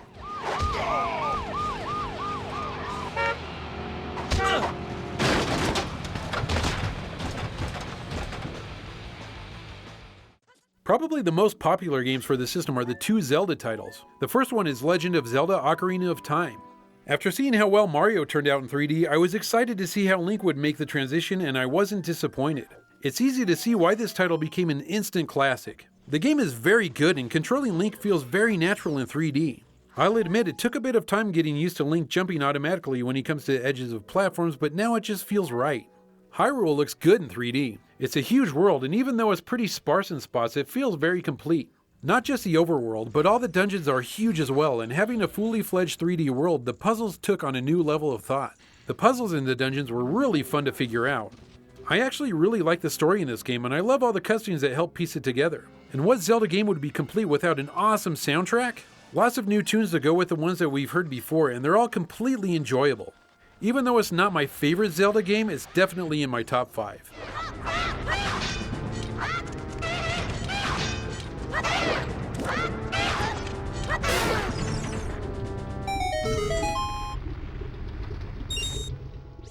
Next came Majora's Mask, and in this title Link leaves and gets caught up in something very crazy.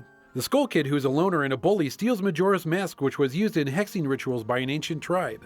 The Skull Kid wears this mask and steals Epona, Link's ocarina, and turns Link into a Deku.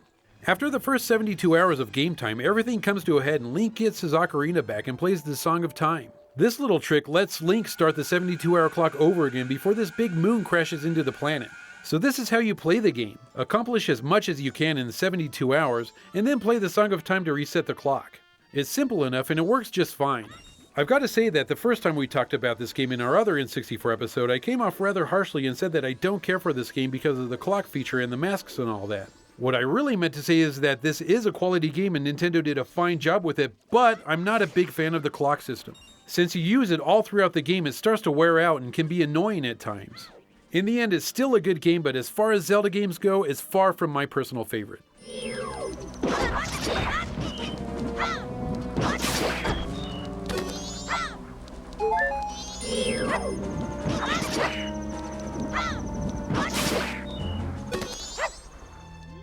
Neon Genesis Evangelion from Gainax and Bandai was only released in Japan. I don't recall ever seeing the anime, but in this game you fight one-on-one with giant mechs in a scenario which reminds me of Ultraman or Godzilla. The game doesn't play particularly well and it's brutally difficult, even though the only difficulty selection available is the easy mode. But the game has an extremely good presentation. The visuals are top-notch and really convey lots of excitement. Likewise, the music is really well done and it sounds fantastic. It's just too bad that the controls are stiff and all the moves seem timing-based, almost as if they were based on QuickTime events, even though they're not. Still, it's a game to check out if you want to be impressed by the visuals and audio. Hell, maybe you have what it takes for this game.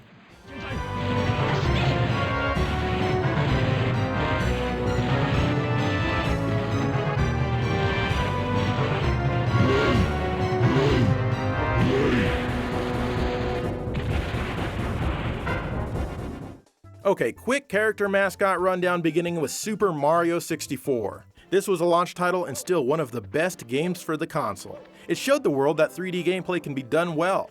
All the different environments and tasks for Mario to complete will keep you busy for quite a while.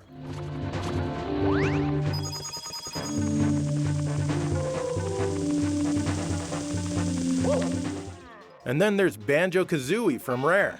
This one definitely gives Super Mario 64 a run for its money with Rare's usual cheeky humor. If you like collecting notes, puzzle pieces, and other things, then you're gonna love this.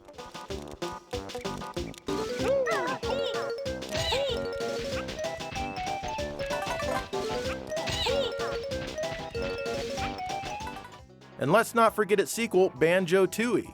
All the same moves, control, and gameplay are here, but it seems much slower, kind of like the game is struggling to run. So far, I prefer the first game.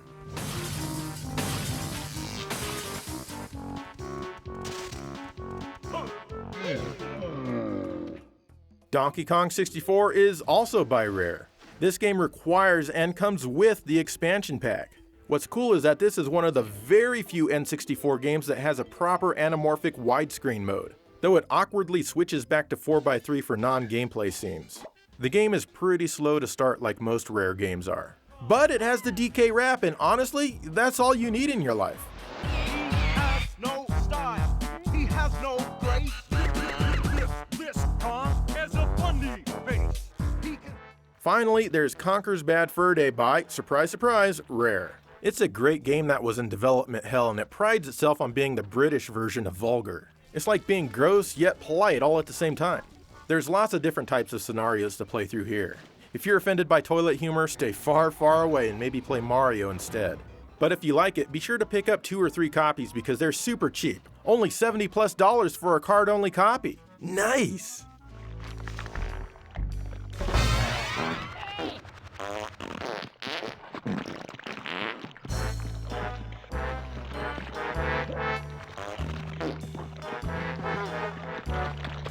All right, there you have it. The N64 Part 2 in the books. Indeed. That was a great episode, I thought. You really pulled it out strong in the end with some Nintendo and Rare love. I thought it was good anyways. Indeed. And what did you guys think of this Nintendo 64 episode? Do you think it was better than our original? Have you seen the original Nintendo 64 episode? If you haven't, go back, check it out, leave us some hateful comments. We always appreciate that. Always.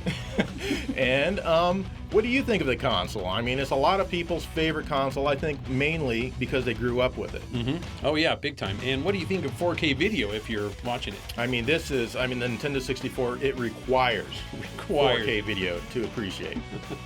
And if you watched it in 4K, let us know. If you didn't, never mind. Anyway, what do you think of the Nintendo 64? I believe I've already asked that. In the meantime, thank you for watching Gamesack.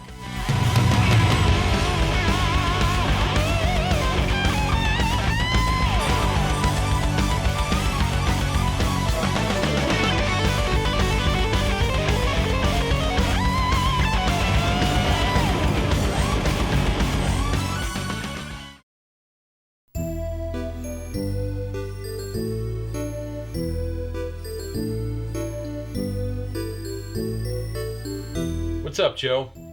Oh, hi, Dave. I'm just admiring my PlayStation 4. It's a video game system with graphics indiscernible from reality. You're kidding, right? I can't believe you bought this. The graphics are so good they require no imagination at all. Joe, this has got to be the stupidest thing you've bought in your entire life. I'm sorry.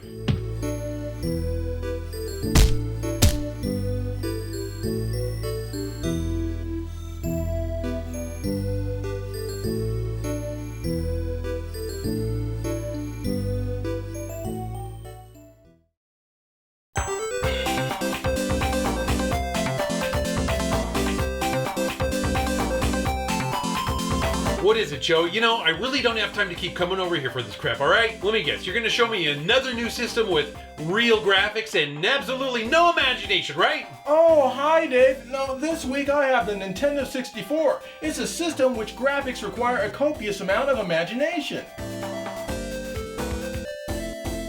Now this is more like it. With Nintendo 64's excessive fog and blurry textures, you need full imagination to enjoy this. Nintendo clearly knows that imagination is the key. I'm still not sure what they were imagining when they designed this controller. Building an active imagination is very healthy, so kudos to Nintendo for making everyone's mind extremely fit.